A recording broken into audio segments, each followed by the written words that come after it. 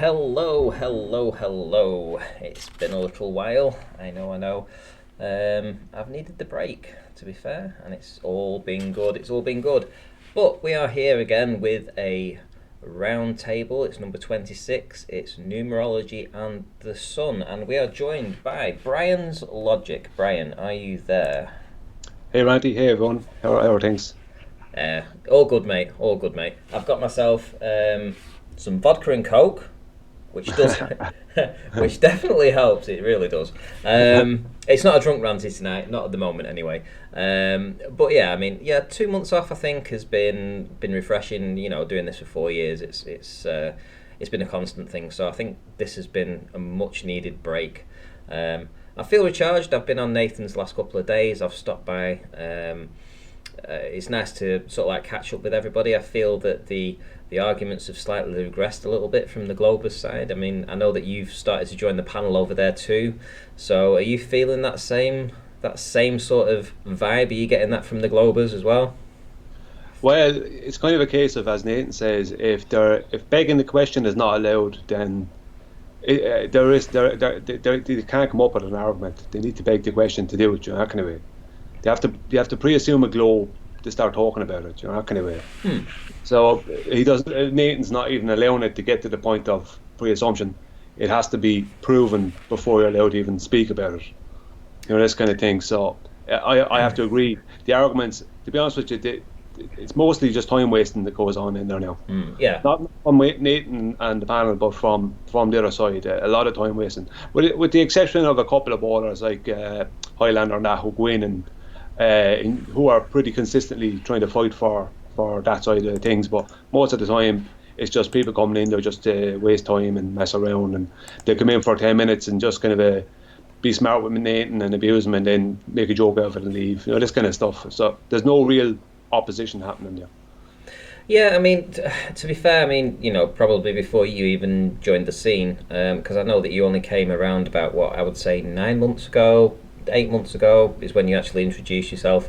Yeah. But when you go back sort of 2 years, 3 years, 4 years ago, it was the same. The arguments from the Globe was always the same. Well, that can never really change. The problem was that in the first 100 episodes or so of the Flat Earth debates, it seemed like the Globers had the winning argument. Well, not the winning arguments, but they had more on their side, more citations, more. Until we got more savvy about it and to actually started to look into it and dig deeper. And I think the constant research that has gone on over the past few years has got to a point now where the Globers have got nowhere to go. I mean, they are boxed into a very narrow window, which is any obstruction is curvature and things, you know, anything along those lines. And when they say they've got scientific proof of stuff, you know, when we actually look into that, there is no scientific proof. And it is, you know, I mean, the reason I started this particular show was to try and give the Globers another opportunity to try again, essentially to try again. And it's very difficult because we're not actually getting to that point where they are trying again and it's making any sense. It seems like they have regressed, I have to say, and I don't know whether it's good for the argument, because are we being suppressed? Absolutely, we are being, you know, we are being kept quiet, we are being kept silent. We don't get any promotion. Something that this channel will do going forward is promoting a lot of the new Flat Earth channels that are coming up. Think people that have only got 500 subscribers, 600 subscribers, those that are struggling to make it and break it, get that past that 1,000 mark. We need to support these people. I'm definitely going to be doing a few shows on these people because they're doing excellent work, I have to say. We need the new breed of people coming in to push this, to have more content going out there. And I have noticed a couple of super chats, just bear with me. Nathan Oakley 1980, Arwin is ace, and James Mays, hello Ranty and Brian, these ballers are finished. It would seem so, James, definitely. It does seem that way. What I was going to say something. I was going to say an awful lot more. I was going to go on about stuff, but Nathan, I wanted to say to you, I haven't actually said this, but you were struggling to reach 15,000 subscribers forever. I remember you being on just 50 short for essentially, I would say about 10 months, being 50 short of 15,000 subscribers. And it was a bit of a pain in the ass for you, and because I know you were so close. But once you actually breached that 15,000, we finally got you there. It seems like you've gone 15,007 now. So you've put 700 subscribers on in, what, 3 months? So it is an algorithm thing. They are definitely suppressing people. They're trying to keep you below a threshold. They're trying to, to keep this information quiet. I have to say that your show has done excellent in the past couple of months. You've had 300 and odd viewers. It's just absolutely brilliant. What more can I say? The show's going great. Brian, tell us a bit about your presentation this evening. Well, just before I do, just to add to what you said, just briefly, I actually, as you know already, I'm in flat out since 2015, but I was doing other things, so I kind of kept my head out of it. I just listened in and I had my own thoughts on it or whatever. But I listened to the debate shows going way back, and what you're saying is true about the globe side. But the problem was, I think on our side, we didn't realise how paper thin this supposed scientific evidence they had was. Even though we knew they weren't right, I think on our side it wasn't really clear like how paper thin those arguments were. And like even like what you did when you got rid of the whole inferior mirage as our curve, things like that. I mean, it's like straight away that is something that was called our curve for years, and then suddenly it's gone. You never hear of it anymore. Yeah. Things like that, kind of way. And I know a lot of people, don't get along with, and kind of have an issue with sometimes with Quantum Eraser, but he really did bring an element that wasn't there, and with Nathan it was perfect. And I know that a lot of people find him hard to deal with, but he brought something to the table that wasn't there. He's able to say he has the knowledge to be able to say no, that's not actually scientific evidence. He was able to say that because of having a background in that. Yeah. Things like that, have been very very auspicious for us. I need to shout out to Rob Keane for smashing the super chat, saying Brian is ace, and I have to agree. I mean, this is probably your 5th presentation, maybe a 6th presentation that you've done on this show, and it's absolutely great. I love when you come on, you've got everything planned out, you've got a lot of work put into it, and you do address every single person that leaves a comment on those videos. It's not like you do a presentation and you just walk away and you forget about people. You let people come in, they will leave a comment, and you will take the time to respond to every single person's comment. And I really have to applaud you for that, because the work that you do in you have a niche, and your niche, and I think everyone appreciates what your niche is right now. They know what your niche is.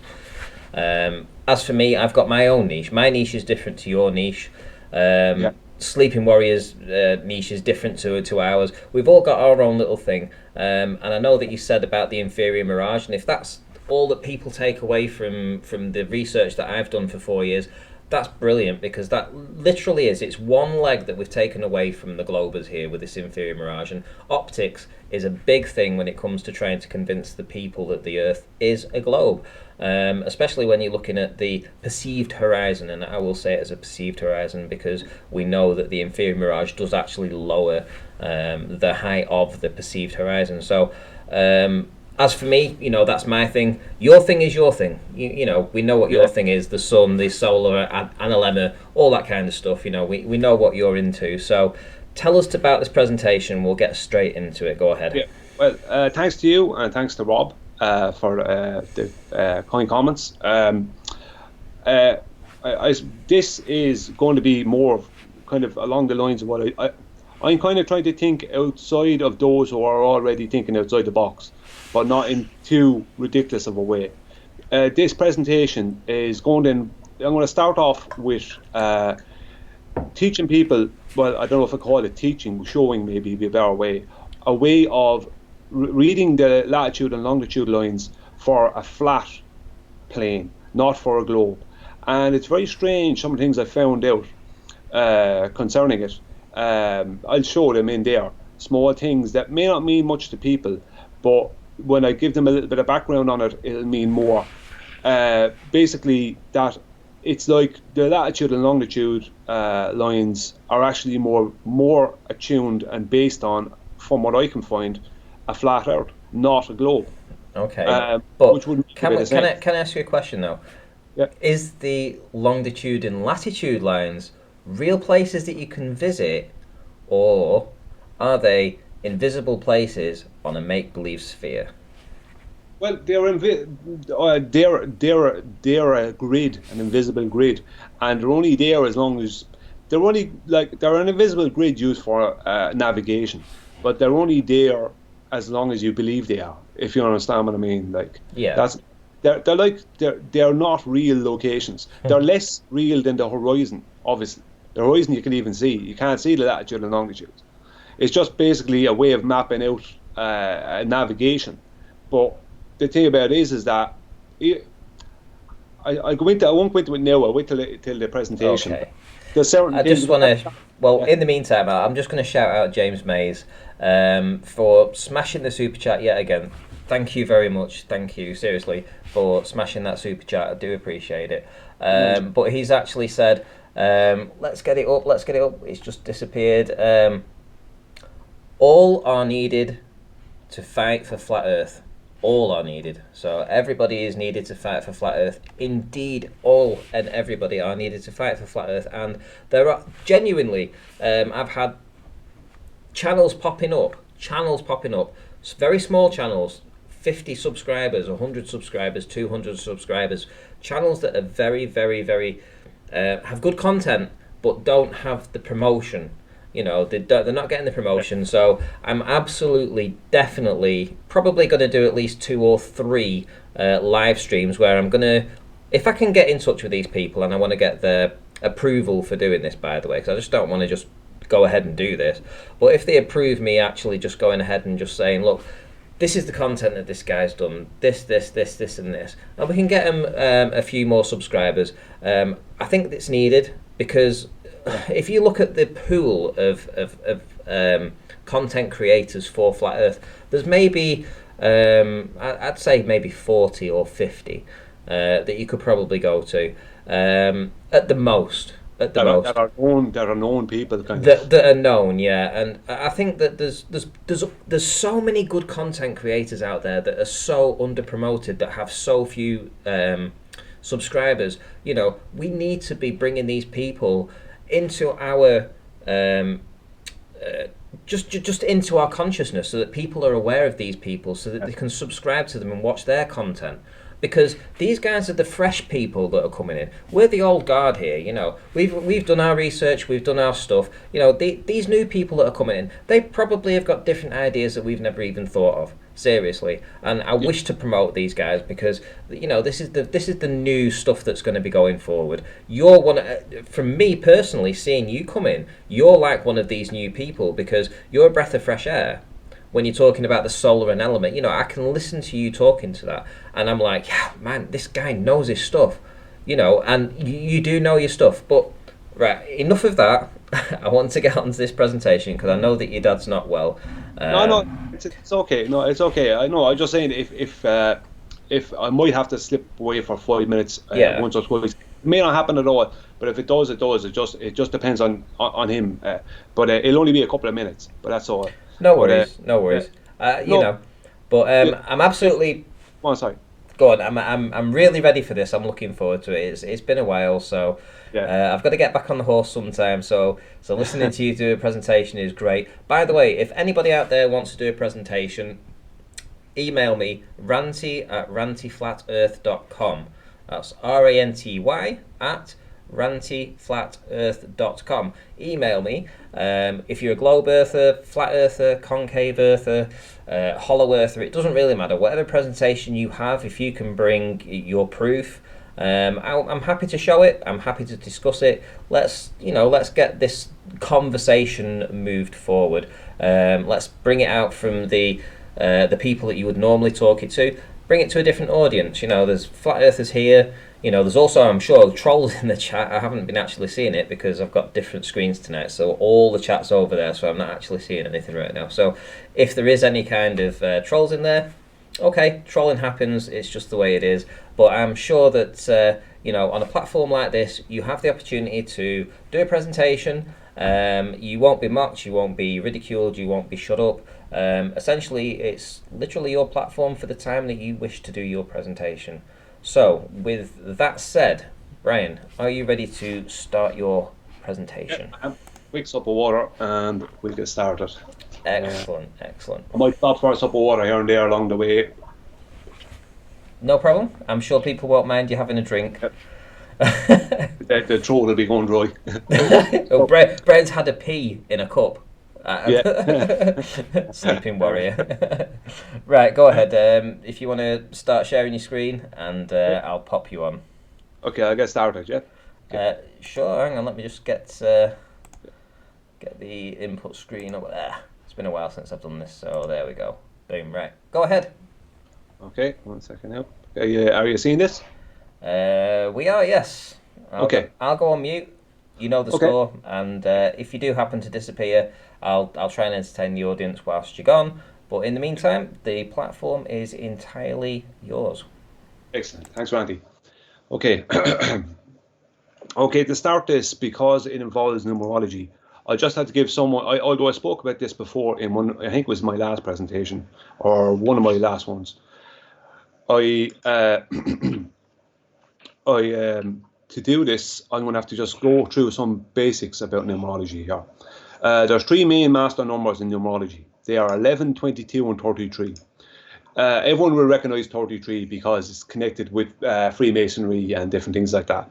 But rather than going down the conspiratorial route too much, as I believe that kind of lessens the effect of something, I just want people to know that 11, 22, and 33 are the three main master numbers in numerology. Okay, numerology is different from mathematics. There is no zero in numerology. Mathematics added a zero. Numerology is 1 through to 9, and 9 is a very important number in numerology. 9 is like a number of completion, whereas things would, let's just say you go through to 9, 9 is completion, then 1 is a start again, if you want to see it that way. And each number in numerology has its meanings and has its connotations.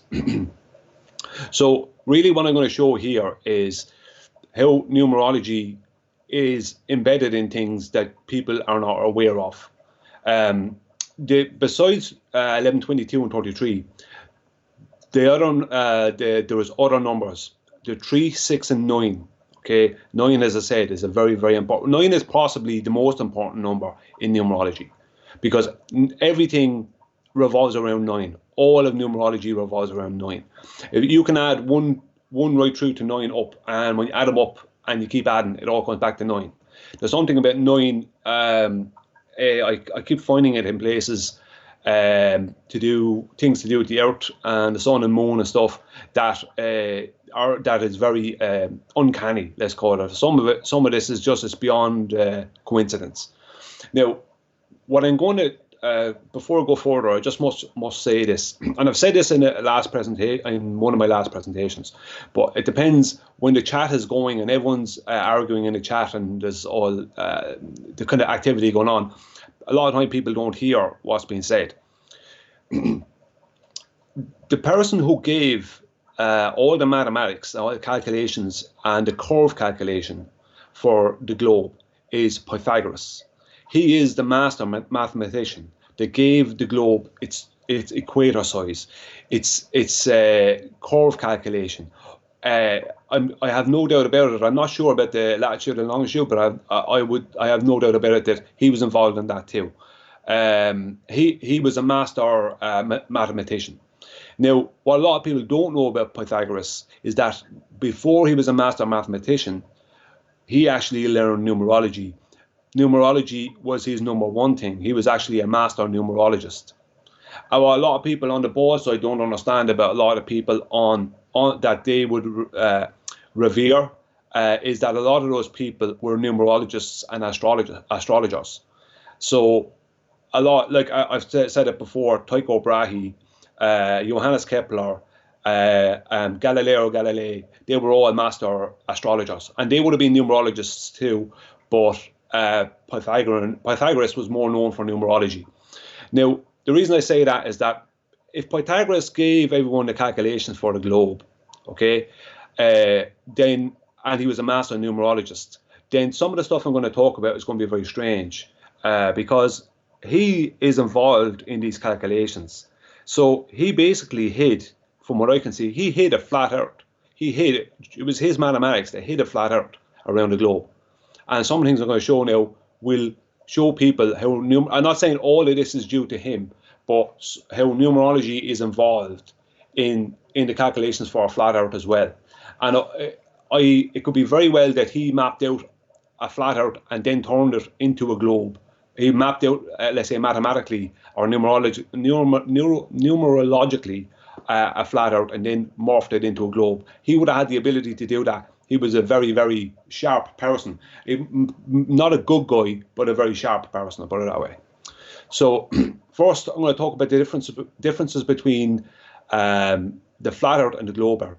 On a globe, all the latitude lines correspond to calculations from the equator line to the poles. So 69 statute miles north or south of the equator line will be just 1 degree north or south. And the degrees in numbers rise the further north or south of the equator line you travel. Okay, so a degree is 60 nautical miles or 69 statute miles of distance. But on a flat earth, it has to be the opposite. Like so many other things between the two world views. On a flat earth, anything from the equator to the North Pole is the inner parallel, and anything from the equator to Antarctica is the outer parallel. So the 11 parallel is 11 degrees from the North Pole to not 11 degrees from the equator line, as that is the 79th degree inner parallel, as opposed to the 11th degree north parallel. So that's going to sound a bit confusing for people. So the 11th degree north, if you can imagine 11 degrees north of the equator, that is on the flat earth, the 79th degree inner parallel. That is what that is. The 11th degree north from the equator is the 79th degree inner parallel, because it's 79 degrees from the North Pole and it's within the equator. It hasn't gone past the equator yet. If we continue with this logic, then the 22nd degree parallel is actually 22 degrees out from the North Pole centre, as opposed to 22 degrees north of the equator line. As on the flat earth, that would be the 68th parallel, or 68th degree inner parallel. The same applies for the famous 33rd degree parallel. Sorry.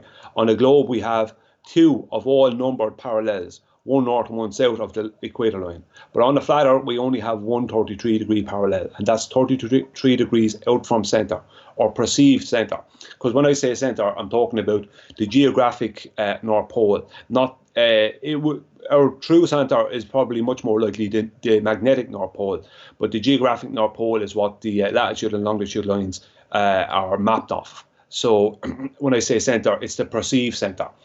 I don't know what the actual dead centre is. I don't know. I don't know what is in the centre. I don't know anyone who does know that. Well, whatever it is, it's a bit of a mystery, and it's kept from our view for some reason. Well, as I said, I'm not going to get conspiratorial about it. It is. A bit like Antarctica.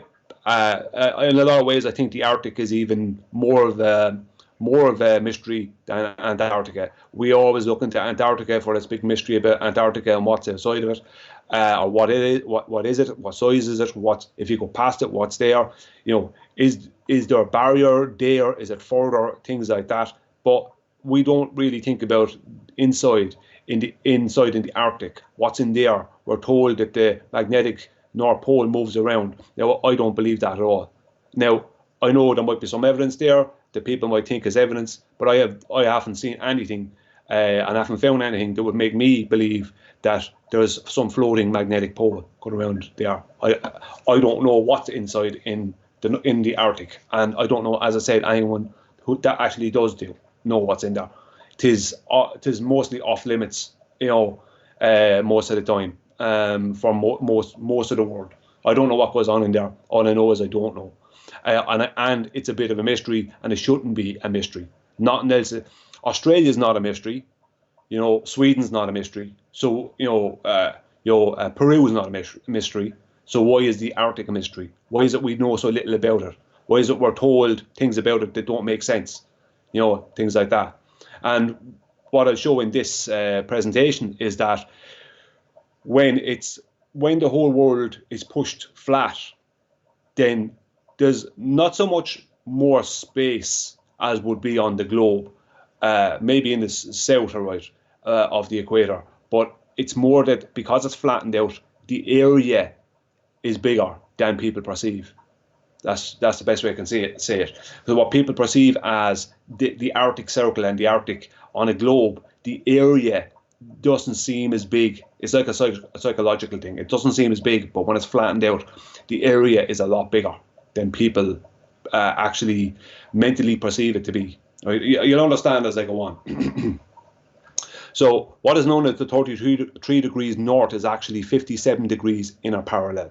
So 33 degrees north is 57 degrees inner parallel, as opposed to 33 degrees up from the equator. Okay, so it's all different. Everything comes from the center out for the flat Earth, and it doesn't stop once it gets to the equator. It keeps going. The numbers keep going up. So there's only one of every. So there's only one. Let's say the 10th degree, right? The 10th degree out from the center. That's it. There's no 10th north and south. There's no north and south. There's inner and outer, but there's only, you start at the center and you just keep counting out from 0 out to 180 degrees, and the equator is 90 degrees. So that's the equator is the only thing. The center and the equator are the only things. There's two things. Actually, no, not the center, but the equator and the center are the only two things that even remotely resemble each other, except for they're switched around. On the globe, the 90 degree parallel is north and south, away from the equator, which is 0. But on the flat Earth, 0 is in the center, and everything works out the way. Okay, so just a visual of it. If you can see these arrows, the white arrow is pointing inside. This is the inner parallel towards the north from the equator. The red line is the equator. The white arrow is pointing in. So everything inside the red line is the inner parallel, and the outer parallel is towards Antarctica from the equator. Everything outside the red line is the outer parallel. Okay, so everything is red from the center, the north, out the way. Everything is red out the way. It's not from the red line in and not from the red line out, or on the globe up and down. Let's just say, right? So it says inner from the equator and outer. Now, I'm just going to show the Gleason's map. Now, the reason I'm showing the Gleason's map is not that I'm saying the Gleason's map is a perfect map or any of the rest of it, but it's probably the best flat-out map that's out there. It's probably the best flat-out map that's out there and the most detailed, I would say. As it shows things like Australia being way bigger than the United States, and I believe that it probably is way bigger than the United States. As I've been to boat and I flew straight across boat, and even flying from here to Sydney across that way seemed to be more than flying from, let's just say, once I got to here on the United States to Los Angeles. It seemed to be further. I do believe that Australia is bigger than the United States by a good bit. It just, even though the United States is a big land mass, I do believe that Australia is bigger. So things like that, I believe that Gleason's map has right, certain things like that. And of course, the size of Africa being an absolute monster, that would be true as well, and South America. But the reason I'm showing this is not so much to do with the land masses or the placements. It's that the Gleason's map, even Gleason himself, he used from the equator up from 0, 90 degrees to the north and 90 degrees south. So he has like zero being the equator, and you go towards the North Pole, which is 90 degrees, or towards Antarctica, which is 90 degrees. So even he, although he was a map maker, even he, I believe got that wrong. I don't believe it's correct. I believe it's from the center out, and I have some evidence to support that. Okay, so I'm just going to go down. So Just going to move this box. Right. So 11 degrees north parallel is actually 79th degree inner parallel.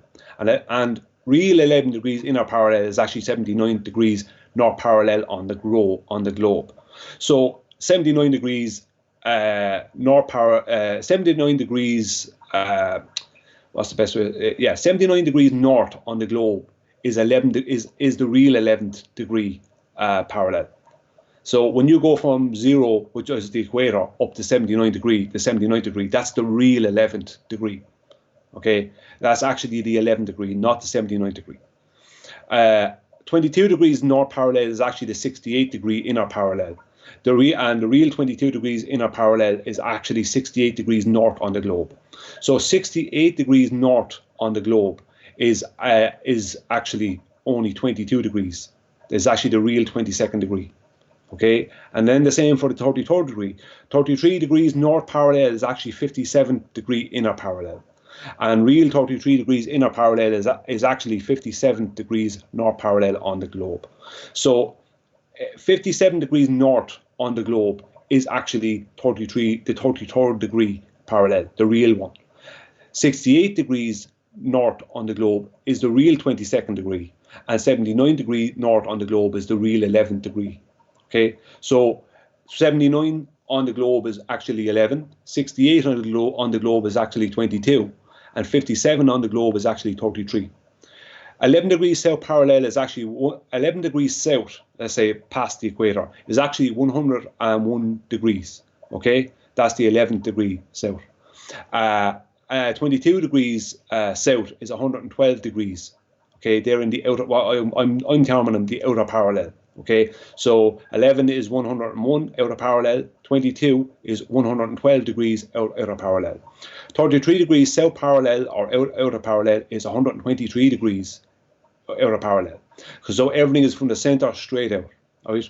And I'm kind of stressing that a bit, just because it's a kind of a difficult. People will have to look at this. It's kind of a little bit of a headbender. For some people, will have no hassle, but for some people, it'll be a bit of a headbender. It's like, what's he talking about? Basically, just forget everything all that you learned about how to read latitude and longitude from the equator, and just start everything from the center and walk straight out. That's basically it. So it can be, people might even look at maps and go, hang on, so this is this and this is that. You might need to do that for a visual. Depends on the person and how they take things in. Excuse me. So I'm going to do some numerology. Okay, so this is important. So if we use all latitude numbers as counted from center, the flat earth way, and use the flat earth latitude count from the center to add those latitude numbers together and see what we get using numerology. So first we'll do both 11 degree parallels, both north and south. So 11 degrees north on the globe is 79 degrees, okay, on the flat earth, and 11 degrees south on the globe is 101 degrees on the flat earth, okay. So 7 plus 9 plus 1 plus 0 plus 1 is 18. Now this is important, okay. Now we're going to do second, okay. The second we're going to do is 22 degrees. So the 22nd degree is the 68th degree in inner parallel, and that's on the north. And in the south, the 22 degrees south parallel on the globe is 112th degree parallel on the flat earth, on the outer parallel. So that's 68 and 112, which adds up to 18 again. And third, we'll do the 33 degrees, both north and south again. And the 33 degrees north on the globe is 57 degree on the flat earth. And the 33 degrees south on the globe is 123 degrees on the flat earth. So 5, 7, 1, 2, 3, all added is 18 again. So they all add up to 18. Now, 18 may not seem significant, but it is significant. 18 may not seem significant, but it is significant that all three add up to the same number. But what may not seem significant is the number 18 in numerology adds down to 9, as 1 plus 8 is 9. Okay, so if we add all 18s together, we get 54. 5 plus 4 equals 9. If we add down all three 18s to 9 plus 9 plus 9, we get 27, which in turn adds to 9 again. So both 18 and 9 are very important numbers to the flat earth calculation of latitude placements. This is not a coincidence. So everything adds to 9. That's not a coincidence that it all adds to 9. Right? That's very strange that all that adds up to 9. And the fact that it's all 18, 18, 18, because all adds down to 9. And 9 is like the most important number. If you look into, people can look online on YouTube and different places about the number 9, and it's kind of more. I don't want to call it spiritual, but it's a kind of a power number. Number 9 is a very as I said, it's the final number in the sequence of 1 to 9 before they ever added a 0. Okay, 0 was added from mathematics. It's hard for me to tell people how its importance. They'll have to kind of look into it. That's probably the best thing for people to do, because I could talk about it and people wouldn't take it in. You're better off looking into the importance of 9, especially in numerology, the importance of 9 and what 9 means. A lot of people around the world, they often look for their houses and that to have the number 18. 18, there's certain countries as well, 18 is very or certain places in the world where a lot of people want 18, the number 18 on their houses. And people think it's a lucky number or something, but it's 18 is an important number because 18 adds to 9. 1 plus 8 equals 9. It's connected to the number 9. 9 is the important number. So to prove my assertion, we will test these 3 master numbers. 11 degrees out from center. 11 degrees multiplied by 69 statute miles gives a radius of 759 miles, double for a diameter of 1,518, and then multiplied by 3.14 for a circumference of 4,766.52, divided by 24 hours. Okay, we give it a 24-hour divide. It's 198.605. Okay, so 198.605, all added together equals 29. 2 plus 9 equals 11. So the 11 degree parallel for the flat out calculated from the center and given a 24-hour divide brings us right back to the number 11. Okay, 22 degrees out from the center. 22 degrees multiplied by 69 the statute miles gives us a radius of 1,518 miles, double for a diameter of 3,036. And then multiplied by 3.14 for a circumference of 9,533.04. Divided by 24 hours is 397.21. And 39721 added together is 22. So the 22nd parallel for the flat out calculated from the center and given a 24-hour divide brings us right back to the number 22. 33 degrees out from the center. 33 degrees multiplied by 69 statute miles equals a radius of 2,277 miles, double for a diameter of 4,554, and then multiplied by a 3.14 for a circumference of 14,299.56. And we divide this by 24 hours and we get 595.815, and all added together comes to 33. So the 33rd degree parallel for the flat out calculated from the center and given a 24-hour divide brings us right back to number 33. So when we use some numerology on the 11th degree, the 22nd degree, and the 33rd degree, and give it a 24-hour divide, and then use numerology again on that, it all comes back to, they all come back. 11 comes back to 11, 22 comes back to 22, and 33 comes back to 33. And they're the 3 master numbers in numerology. So it's things like this that make me believe that Pythagoras actually, he originally, because he was a master numerologist, he was no fool when it came to mathematics and numerology. He originally mapped everything out on a flat earth, and he then turned it into a globe. That's what I believe he did. And he had the ability to do it. And what I've read about him is that people close to him, and people, there was not much writing about him, but those who did write about him, who were writers of his time, there was one guy who grew up half a mile away from him, and he more or less called him a snake oil salesman, that he was a con man. That's how he was viewed, as a con man and a shyster, basically. But which I would absolutely agree with. But he was still very good at what he did, and he hid a lot of stuff within the latitude and longitude lines and within the calculations for the globe, as I'm going to show more now in a few minutes. So just to conclude this point, all 3 master numbers accurately morph back to their original state using numerology when viewed and calculated as parallels measured from the center as opposed to from the equator line, and given a 24-hour divide, something that won't happen with the globe's placements of these parallels, and it doesn't happen with the globe's placements of those parallels. Okay, the official equator measurement of 24,935.294 divided by 33 is 755.615. Added together, you get 29. 2 plus 9 equals master number 11. The official equator measurement, right, of 24,935.294, that's actually the closest that's the proper equator measurement based by Pythagoras, added to the official Tropic of Cancer measurement of 22,847 and the official Tropic of Capricorn measurement of 22,859. Okay, add it all down up together, you get 70,641.294. So add 706,41294 and you get master number 33. It's very strange that the official equator measurement adds up to 11, and that when you add that to the two tropics, to the measurements of the two tropics, the official measurements of the two tropics, it all adds up to 33. Now, you'll always, if you find 33, you'll always find, or 11, you'll nearly always find 22 and 33 with it. If you find 22 in numerology, in what I'm finding from stuff I'm doing, because I've done a lot more than this. It's just I'm not. This is as far as numerology goes, and the Earth and the Sun and stuff. A lot of it is kind of so complicated. I can't really bring it out as a presentation. But you'll always find those numbers together somewhere: 11, 22, and 33. So where is 22 here? 22 is when you take 11 from 33, you end up at 22. That's where you get 22 out of there. That's how you would get 22 out of 11, out of those two calculations. So you will always have them. You will always have 11, 22, and 33. Nearly always, they're always together. But it's like a code. You have to kind of break the code. It's basically what it's like, breaking a code. Numerology is like a code, and you have to, if you know how to go about it, you can break the code. That's basically what it is.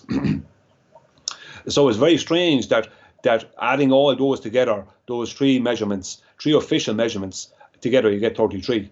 And that adding just together the official equator measurement, you get 11. This is not a coincidence. All this stuff is not a coincidence. It's beyond coincidence. It could not be coincidence. The coincidence, there's no maths out there that could calculate that as a coincidence. And another thing I want to say is the official Tropic of Cancer and Tropic of Capricorn sizes, they're really strange, because they don't really have any real connection to the official equator measurement. I've tried different directions with them, and there's no real there's no real connection. Like, where are they getting the numbers from? Like, what is the maths? Where are they getting these numbers from? Because they don't seem to connect anything, especially the Tropic of Capricorn. That doesn't seem to connect in any way, shape, or form. But none of them connect. None of them connect to the official equator measurement. Like, they're supposed to be 23.5 degrees, let's say north and south of the equator, but the calculations don't work out like that. Because I can work out a calculation for the equator using for the equator, and then using a ratio I have made, I can get this 24,935.294. But it won't happen when I do the same for the two tropics. And I'm talking about when I'm using a ratio, trying to turn them back into a globe. It won't happen.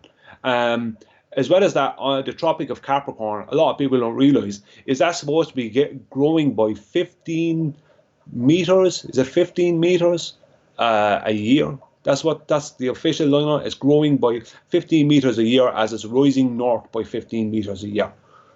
Not growing is, not exactly, it's growing by only 15, but it's rising north.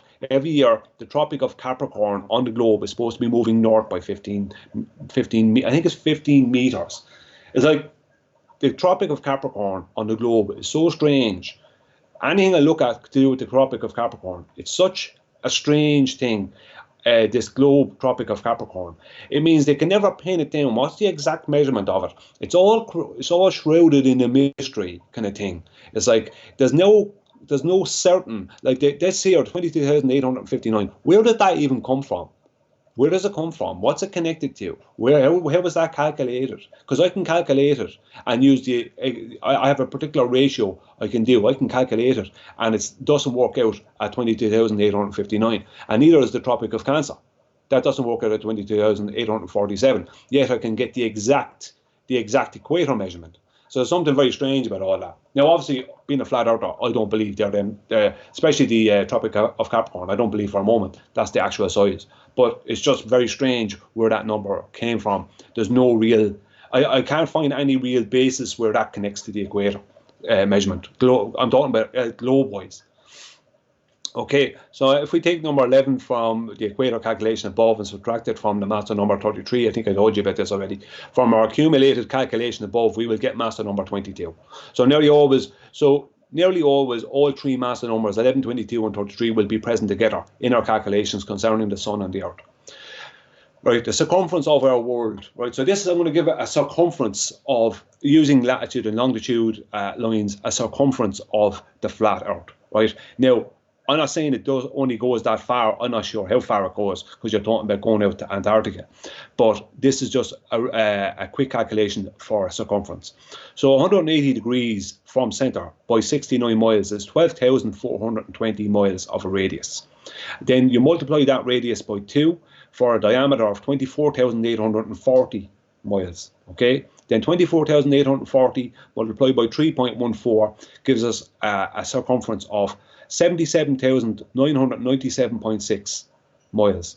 So the circumference of our world within the latitude and longitude from geographic north within that basis is 77,997.6 miles. Now, a lot of people might, especially on the globe side, might look at this, and even people on the flat earth side might look at this and go, that can't be, like, that sounds a bit big and things like that. I know the globe side are going to say that's not right at all.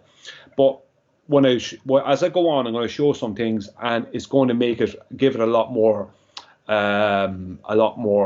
credibility. Let's just say, okay. So the above calculation is based off a measurement using degrees of latitude on a flat earth. Just put that in. So now I'm going to now this next part. In accordance with the flat earth calculation of the Tropic of Cancer, there is a circumference of 28,815.78 statute miles, as is calculated from the centre out to 66.5 degrees at 69 miles per degree. So I'll going back into this section here in a while, but I'm just going to go through these three here, and it'll be a little bit of what's he talking about there. People might be a little bit that way, but when I get to go back to it later, I have another section down below. It'll make more sense. But I'm just going to continue with this for the moment. Okay, so if I do a calculation for the Tropic of Cancer using the latitude and longitude lines for a flat Earth, is 28,815.78 statute miles, as is calculated from the centre out to 66.5 degrees, and given at 69 miles per degree. So if we add all these numbers of this circumference together, we get 288, 2 plus 8 plus 8 plus 1 plus 5 plus 7 plus 8. So we get 39. Then 3 plus 9 is 12, right? And 1 plus 2 equals 3. If we divide this circumference, this circumference of 28,815.78 by 24 hours, it's 1,200.6567. Okay, and these add up to 0.06567, which equals 26. 2 plus 6 equals 8. Okay, so using that calculation there, that adds up to 8. And the 1200 here, that will be important later. I'll tell you about that later. Okay, now this at the moment won't seem to make enough sense. Why is he telling us all this? It'll make more sense a bit later. In accordance with the flat Earth calculation of the equator line, there is a circumference of 38,998.8 statute miles, as is calculated from the centre out to 90 degrees at 69 miles per degree. If we add all the numbers of this circumference together, so that's 389988, we get 45. 4 plus 5 equals 9. So if we divide this circumference of 38,998.8 by 24 hours, we get 1,624.95.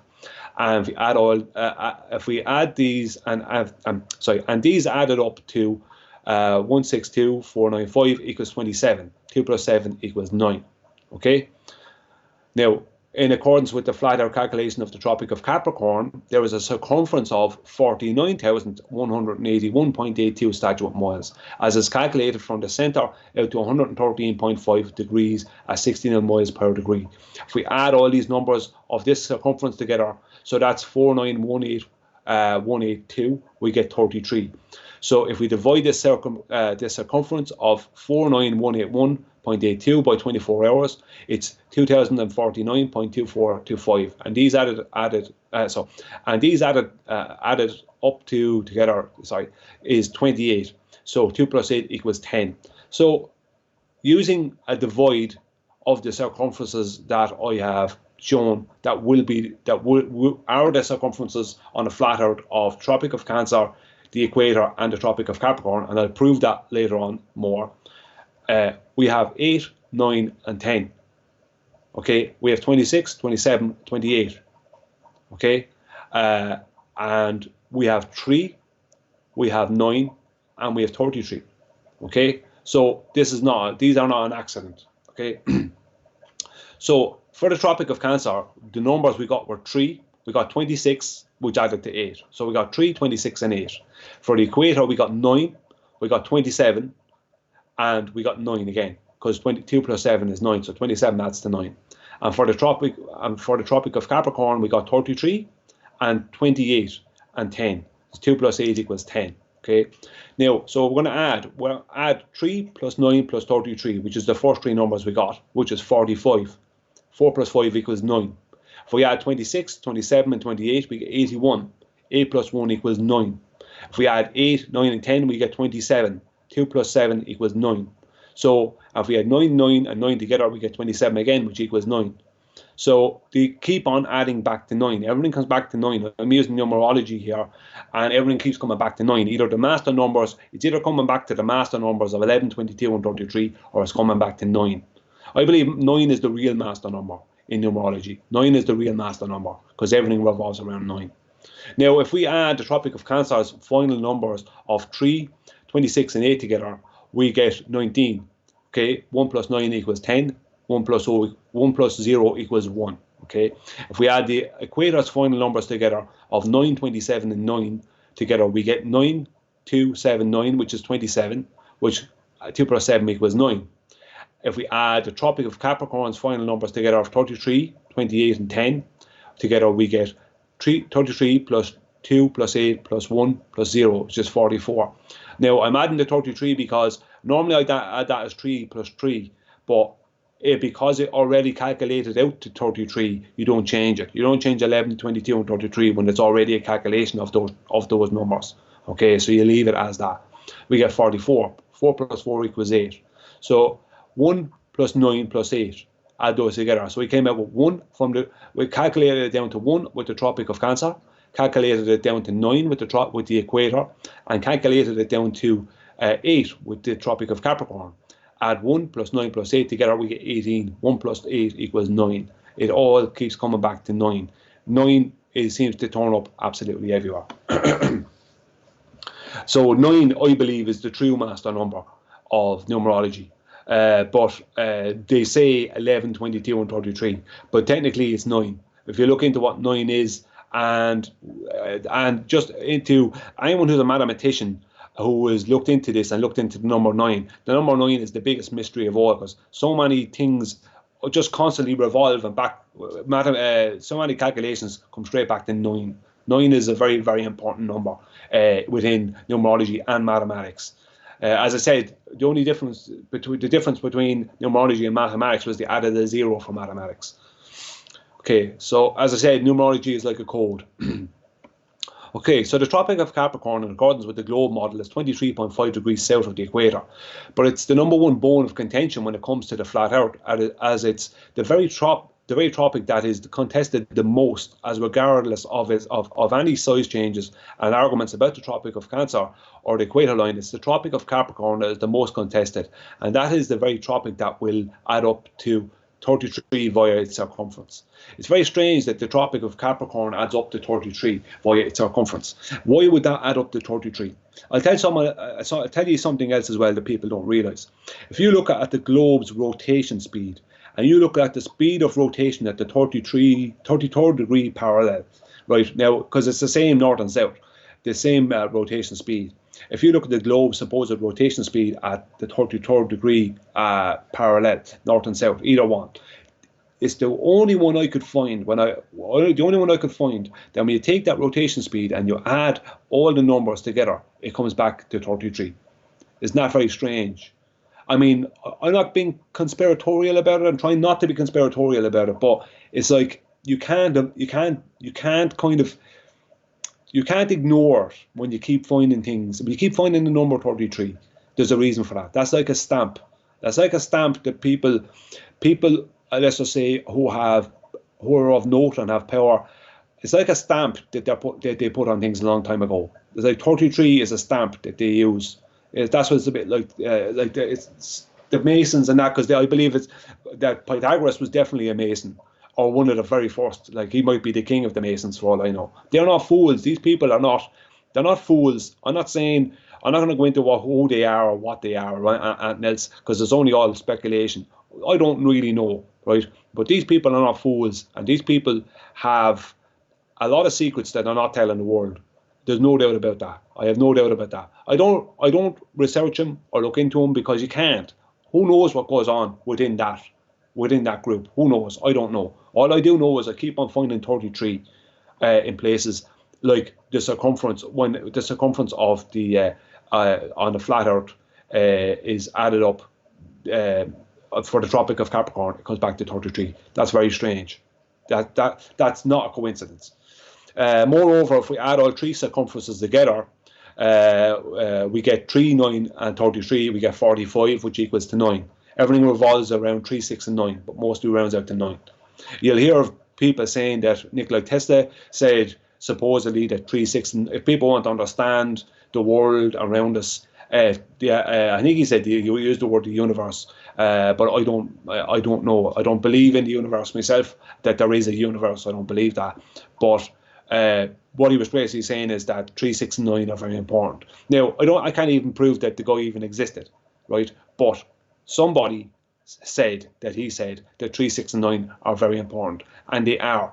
They seem to turn up in sequences in nature and all kinds of things. They seem to constantly turn up, so there's something in that. Whoever said he said it, they knew what they were saying. So now we'll do the same with the official measurements for the Tropic of Cancer, the Equator, and Tropic of Capricorn. So this is for the official measurements. This is ones we get for the globe. So for official, the Tropic of Cancer is officially 22,847 miles in circumference, and if we divide this by 24 hours, we get 951.958. 33. I think I got all them in. So when we add these numbers together, we get 70. 7 plus 0 equals 7.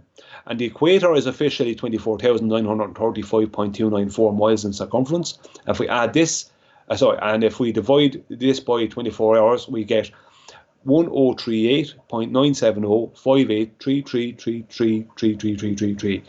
And if we add these numbers together, we get 59. 5 plus 9 equals 14.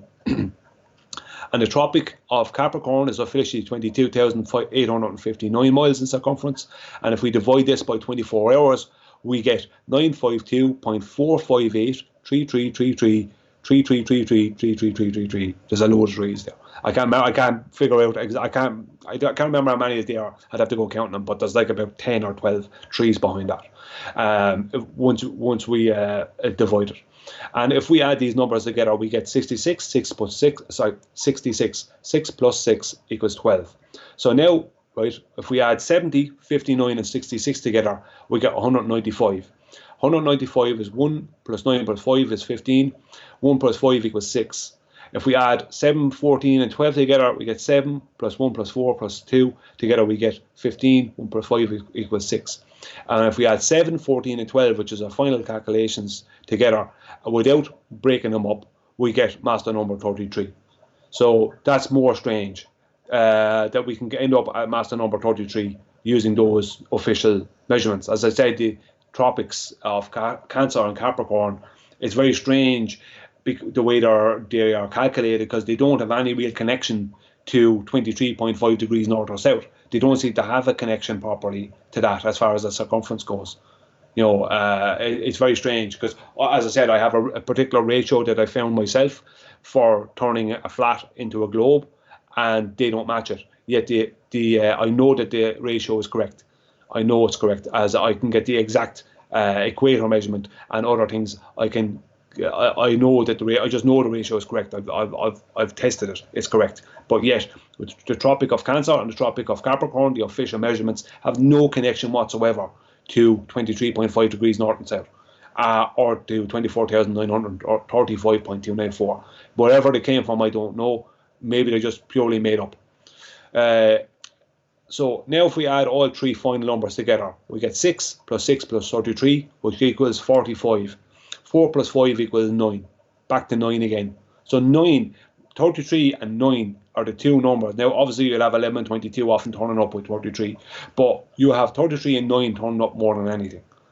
So 9, especially 9 continually turns up. Why 9? Why is 9 turning up so much? So what does this mean if the equator line and tropic lines are bigger than we are told? It means that the flat Earth has been hidden inside the outside of a sphere. It's pretty clever. So the best way to describe this is, when I tell people the radius or the circumference of, let's say, the Tropic of Cancer now, right? They're not going to really, people are going to find it kind of strange that could be correct, okay? But if we live on a flat Earth, and I do believe we do, then that is the actual circumference, and it has to be. And I'm going to show a little bit later some proof that will go along with what I'm saying. Okay, some actual real life proof. Okay, so let's calculate this. 66.5 degrees from center brings us us from center out to the Tropic of Cancer. So at 69 miles per degree, we get a calculation of 4,588.5 miles as a radius. So this double is 9,177 for a diameter, and then multiplied by 3.14 for a circumference, we get 28,815.78 miles. So the Tropic of Cancer is really 28,815.78 miles. That's the actual size of it. Okay, it's not 22,000 whatever that they say on the globe. This is the actual size of it. The official calculation for this tropic is 22,847 miles. So if we deduct this from our calculation, we get 5,968.78 miles. So that means that there is a deficit of 5,968.78 miles between the two calculations. So there's almost 6,000 miles of a difference between the official globe calculation and what I truly believe is the correct calculation of 28,815.78 miles.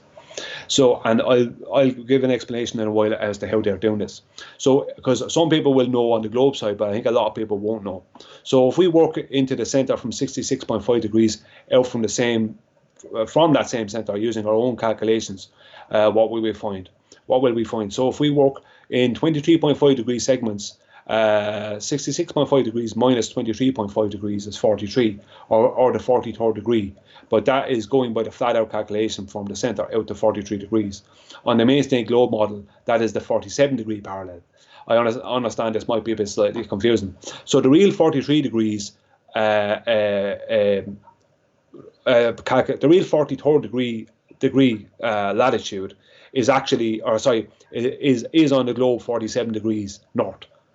So the 47 degree north on the globe is actually 43 degrees. That's the real one. I do believe that's the real one. Because I'm finding things that shouldn't be there, numerological codes, more than I'm showing here, that really make me give me. I don't know if you can call it scientific evidence, but it really does support. For me, it really does support that all this was laid out on a flat world first before it was ever turned onto the globe. The globe model counts degrees from the equator line up and down. So the 43rd degree out from the center calculation on a flat map is going to be the 47 degree parallel on the standard model, as it's 47 degrees from the equator line. 43 plus 47 equals 90. So which would be 90 degrees right? So that's why I'm showing that there. So if people find that a bit confusing. Everything between the flat Earth and globe Earth seems to be opposite, and it does. Everything is just opposite. And that's on the globe, just reverse it, and you'll find the flat Earth version of it, or the flat Earth. You'll find the flat Earth explanation for it. So sun speeds over the equator and tropics on the flat Earth. So first is the sun speed at the Tropic of Cancer on the 21st of June solstice. The radius taken from 23.5 degrees north latitude, or 66.5 degrees from centre, multiplied by 69 miles is 4,588.5. So 4,588.5 multiplied by 2 is for 9,177 for a diameter, and then multiplied by 3.14, you get Tropic of Cancer 28,815.78.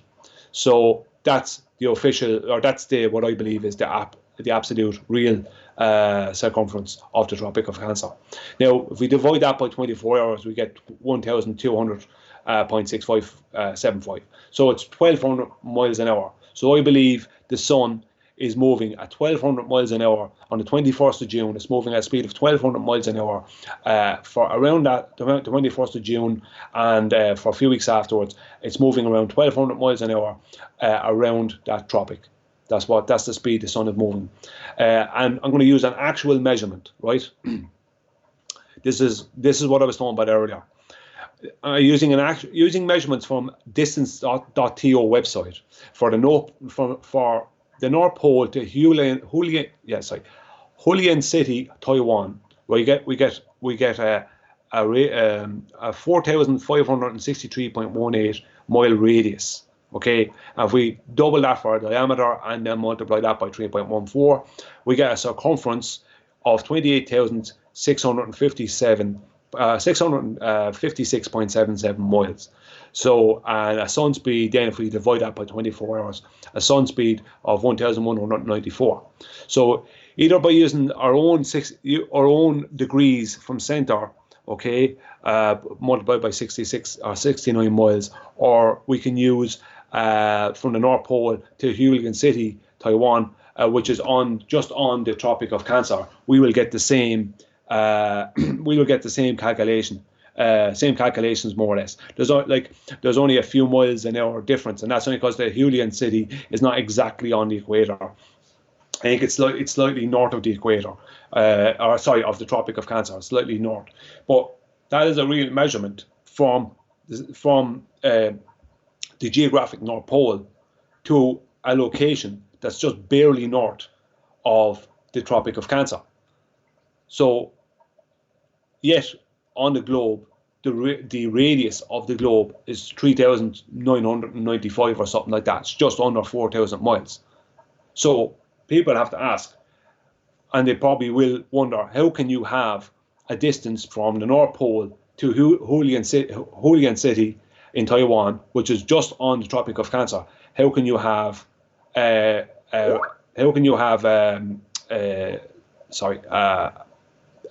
circumference there of 28,656 and a radius of 4,563.18?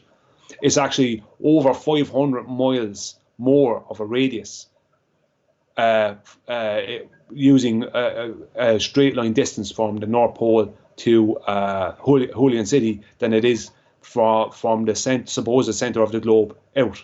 This is kind of hard to explain. It's kind of, people are going to probably be a bit confused about this. But basically, it was hidden. All land and distances are all hidden around the curve of the outside of the globe. So the radius of the globe is just under 4,000 miles. But a straight line distance from the North Pole to Hualien City, which is just north of the Tropic of Cancer, is 4,563.18 miles. So that's a straight line distance to the Tropic of Cancer, and even that is bigger than the radius from the center to the outside of the globe. So basically, what happened is that they hid all the land on the outside of the globe, and people believed that when they hear 24,900 miles, whatever, for equator size. They believe, oh, that's the size of the equator. And they believed that everything was smaller than it really is, but it's actually not, because that's a real calculation that anyone can do from the North Pole to Hullion City, and that shows a radius itself of nearly heading for 600 miles more, and that's only for the Tropic of Cancer. There's nearly 600 miles more of a radius than going from the supposed centre of the globe to the outside, which is under 4,000 miles. Now, I'll explain more as I go on. It's a bit tricky. Some of these people are going to have to probably look into it themselves just to verify it or to figure out what I'm actually talking about here. Because I've tried to explain it to a few people, and they found it a bit boggling. And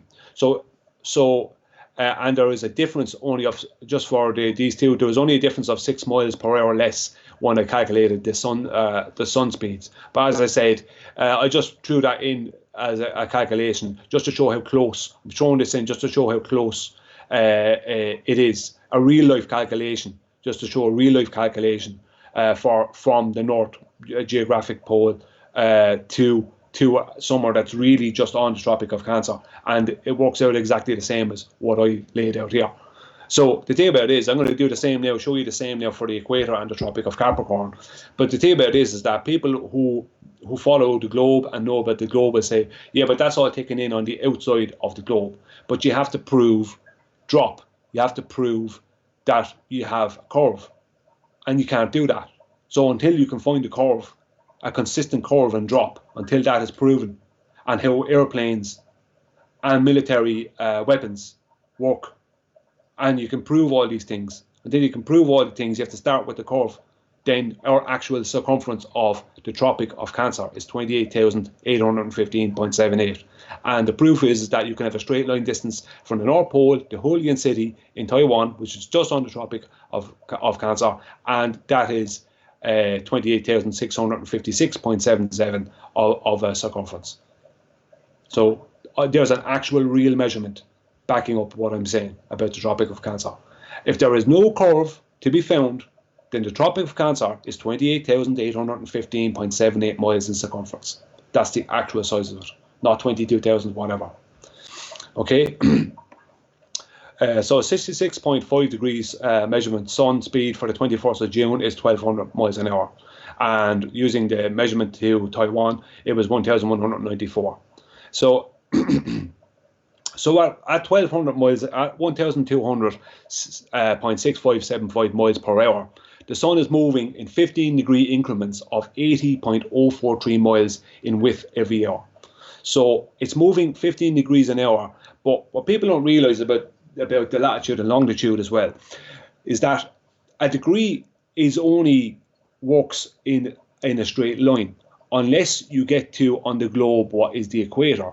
Then it I think it's about the same. It's basically exactly the same in width as it is in length. But the rest of the time it's not. It's only 69 miles in length. So, but here is showing that the sun, unless you can find a curve, then this is what the sun, unless you can find a curve and prove the curve of the Earth and prove the Earth has a drop value and it's a globe, until you can actually do that, then the sun is moving in 15-degree increments around at 1,200 miles an hour and 15-degree increments of 80.043 miles in width every hour. So that's actually what the sun is doing around the Tropic of Cancer on the 21st of June. That's what the sun is doing. And unless you can prove that you have a globe that spins, that has curve and drop and gravity, and the atmosphere moves with it, and you can sort out the problems with that concerning your Coriolis effect, then until you can prove all that, then on the 21st of June, the sun is moving at 1,200 miles an hour, and it's moving in 15-degree increments of 80.043 miles in width every hour. Unless you can prove a drop and a curve and all the rest of the stuff, rotation, until you can actually prove that, then you can't disprove this. That's the globe side. You can't disprove what I'm putting out here, because basically you have to have the curve and drop, the rotation, all these things to disprove this. So as well as that, often I've heard it said on the globe side, oh, the sun is moving at 15 degrees an hour, and a degree is 69 miles a degree. It's not 69 miles a degree in width, it's in length. So this thing about it's moving at 15 degrees an hour, it is 15 degree increments because it's going to move around at 360 degrees. But saying it's moving at 15 degrees doesn't mean anything, because if you look at it on the globe, it does not 69 miles in width per every degree on the Tropic of Cancer. If you look at it on the globe, right, there isn't. It's not 69 miles in width. It's 69 miles in length, not in width. And this is a problem for the globe, because it's like it all moves in 69 miles a degree, 69 miles a degree, 15 degrees an hour. But it doesn't. It doesn't do that on the globe or on the flat Earth. It only does that on the globe when supposedly the equator at the solstices, not the solstices but the equinoxes, when the equator is pointed towards the sun on the globe model. That's the only time it does that, when it's moving at 15 degrees an hour, 69 miles a degree. So to just throw out saying, oh, it moves at 15 degrees an hour, yeah, but that doesn't mean anything. What width are those degrees? You have no proof of what width those degrees are. If you look at what they would be on the globe, they'd be smaller than that. Because degrees are in length, not in width. They're never just they're always 69 degrees in length, but they're not always 69 degrees in width. So I move on. Okay, second, the sun speed at the equator during the dual sun passover periods of equinoxes. The radius taken from center to equator is 90 degrees multiplied by 69 miles, which gives us a radius of 6,210 miles, and a diameter multiplied by 2, then a diameter of 12,420. And this multiplied by 3.14 for a circumference of 38,998.8 miles. So that is the actual size of the circumference of the equator. It's actually 38,998.8 miles. Now, I have to say this before we go further. If you're a flat earther and you don't believe this, or you don't believe that the equator is bigger than 24,900 miles, then you're not a flat earther, because it can't be. It has to be this size. If the Earth is flat, and I fully believe it is, if the Earth is flat, then it has to be this size. Because if you believe the equator is 24,900 miles in circumference and you're a flat earther, you're not. You believe in the globe. You still believe in the globe, you just don't realise it. Okay? It can't be 24,900 miles in circumference on the flat Earth. It can't. And the actual measurements I'm showing prove that. I'm showing places that are measured from the geographic north to the Tropic of Cancer, the equator, and the Tropic of Capricorn. They are a radius, so you have to use that. Turn that radius into a circumference. Turn the radius for the equator into a circumference, and you get the proper straight line radius, and you get 38,998.8. So if you don't believe in the globe, then I'm sorry, but the real circumference of the equator is 38,998.8. Even though that might be strange for people, the equator is not 24,900 miles. It's not. The only way it can be that is that if we're on a globe. So they have to prove curve, drop, rotation, all these things. Gravity, all this has to be proven. Right? If you can't prove all that, then the real circumference of the equator is 38,000 miles, 38,998.8 miles. That's the actual size of the equator. Okay, if we divide that by 24 hours, we get a sun speed of 1,624 miles per hour. So the sun at the equinoxes is moving around the equator line at 1,624 miles per hour. That's the speed the sun is moving at. Okay, around the equator line. Using measurements from distance.to website, from the North Pole to Centro-Sur province, Equatorial Guinea, we get a radius of 6,106.25 miles, and this double gives us a diameter of 12,212.5 miles, and this multiplied by 3.14 gives us a circumference of 38,347.25 miles. And this divided by 24 hours gives us a sun speed of 1,597.8020. Now, the sun is really going to be moving around the equator line itself, because that's where the equator line comes from. And the same with the Tropic of Cancer and the Tropic of Capricorn. They come from the path of the sun. That's where they actually come from. So So this is, I just did this. I just added these parts in just to show how close it is, just to show how much they match. Now, the Centre-Sur province, Equatorial Guinea, is not exactly on the equator. It's close to it, but it's not exactly on the equator. That's why it's not matching exactly. But it's close to the equator. So that's why it's almost an exact match. But there's a real measurement in straight line distance from the centre out to the equator to back up what I'm saying. Okay, 1 second, just get a quick sip of water.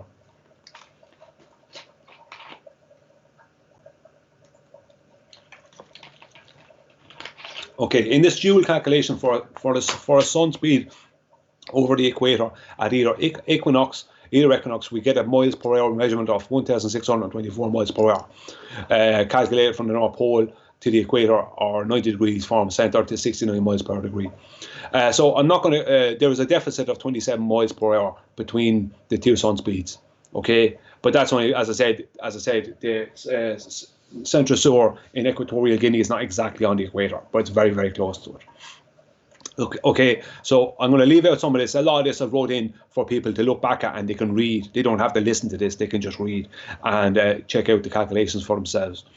So at 1,624.95 miles per hour, the sun is moving in 15-degree increments of 108.33 miles in width every hour.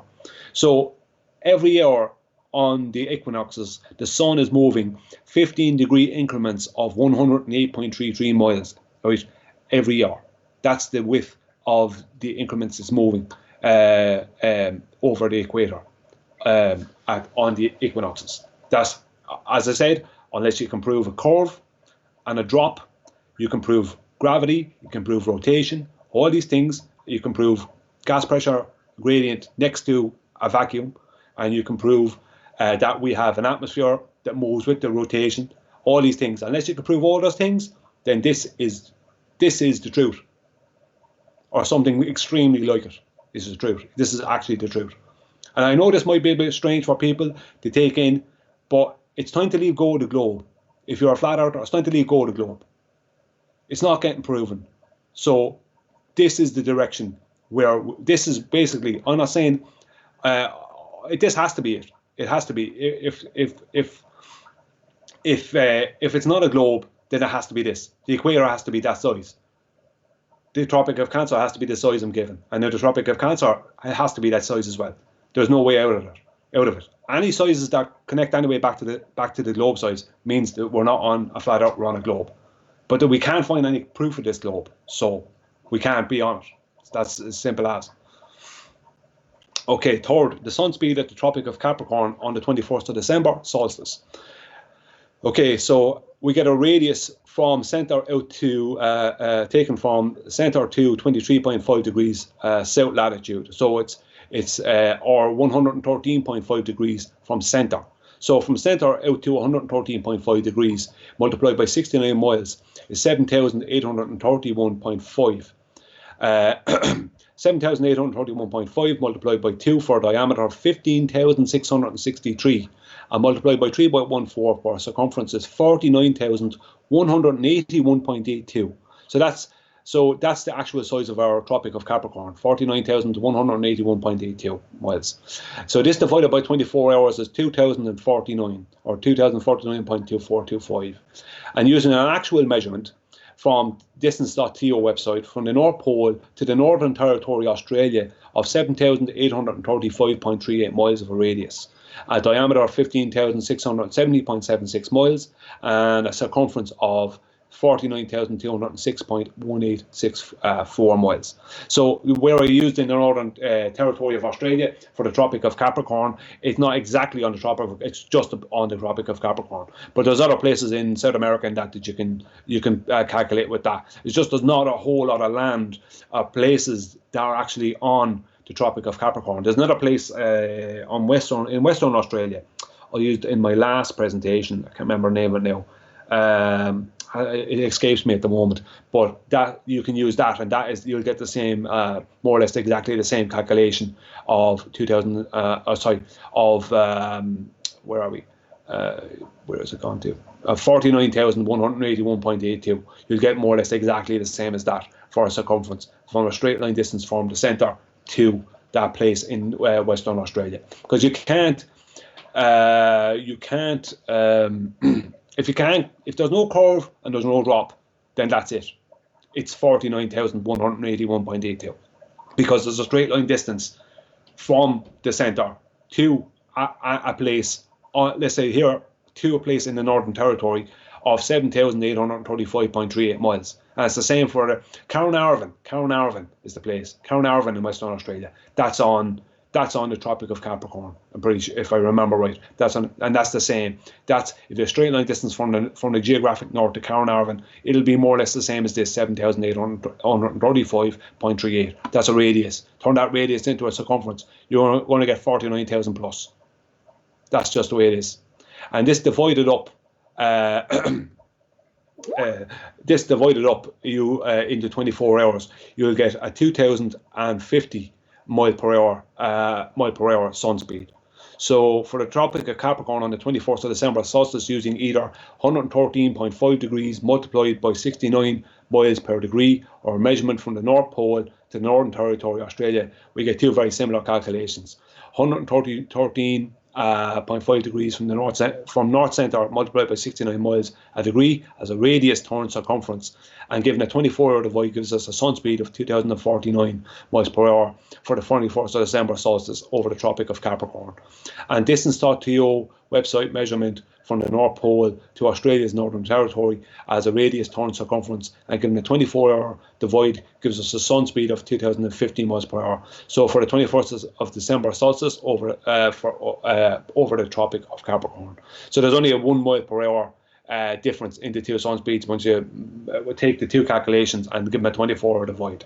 But that's only because the place in the Northern Territory that I used is just barely south of the Tropic of Capricorn. So at 2,049.2425 miles per hour, the sun is moving in 15-degree increments of 136.616 miles in with every hour. Now, people can look back at my solar analema and the original solar analema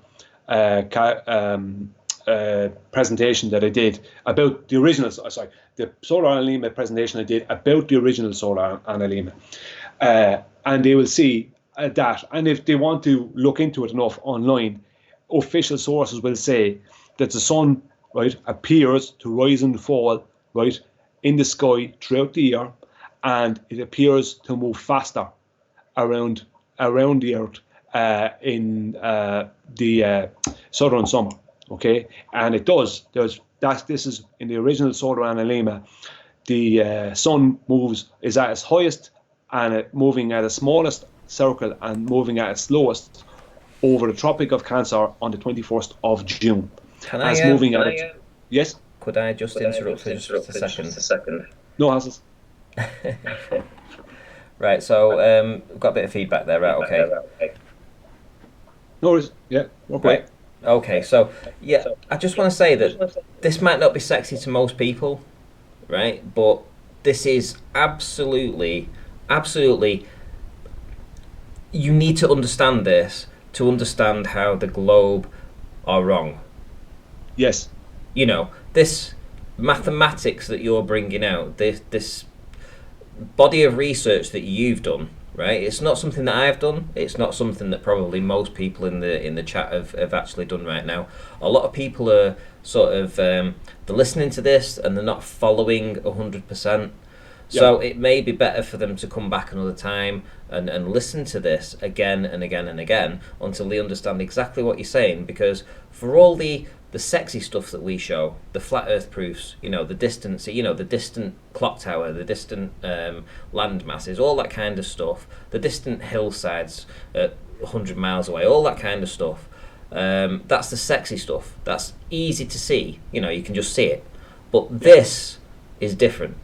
And it's at the heart of this argument. It's the heart of the argument. So I just want people to understand this, that there's been so much mathematics right now that people are just sort of like drifting away. But I don't want them to be lost. I want them to come back and to listen to what you're saying. So, you know, Yeah, well, what it'll be is that I understand, and I knew this would happen. That I was going to basically, basically people's attention is going to be taken away because there's only so much they can listen to. But on top of that, it's going to be a situation where they won't be able to take it in, and I understand that. But it's a case of what I'm saying here is the way it has to be if the Earth is flat, and it's the way it actually is if they can't find a curve and a drop and gravity and all the rest of it.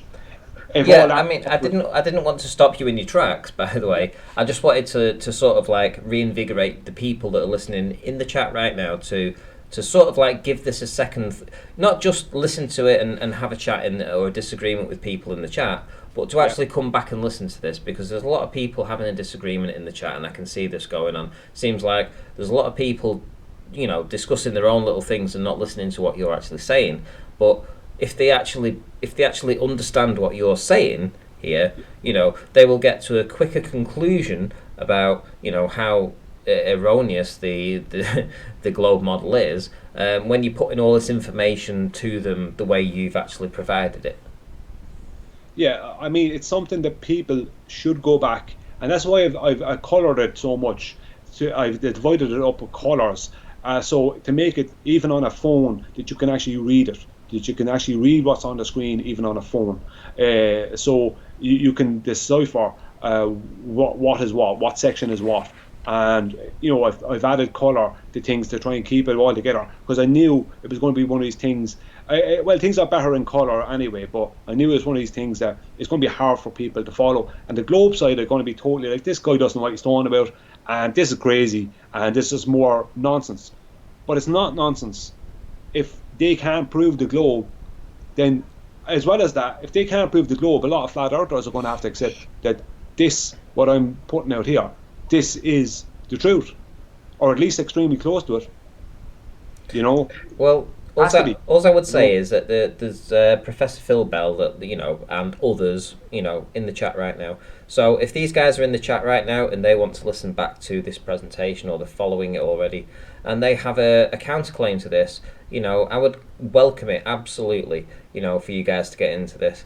I'm sorry to have hijacked your presentation right now. I just wanted to sort of like reinvigorate people, because there is an awful lot of maths right now.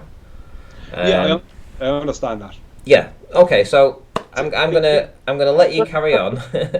Just before you go, the only argument they can give to this, the main argument they're going to give, is that all that distance, let's say the distance from the North Pole to, let's say, Carnarvon or the Northern Territory in Australia, a straight line distance is going to be over the curve of the Earth. So all that distance is taken in with that curve, and that is true on the globe model. If you go over the curve, the curved line, the curved Earth, when it's straightened out, is a lot bigger.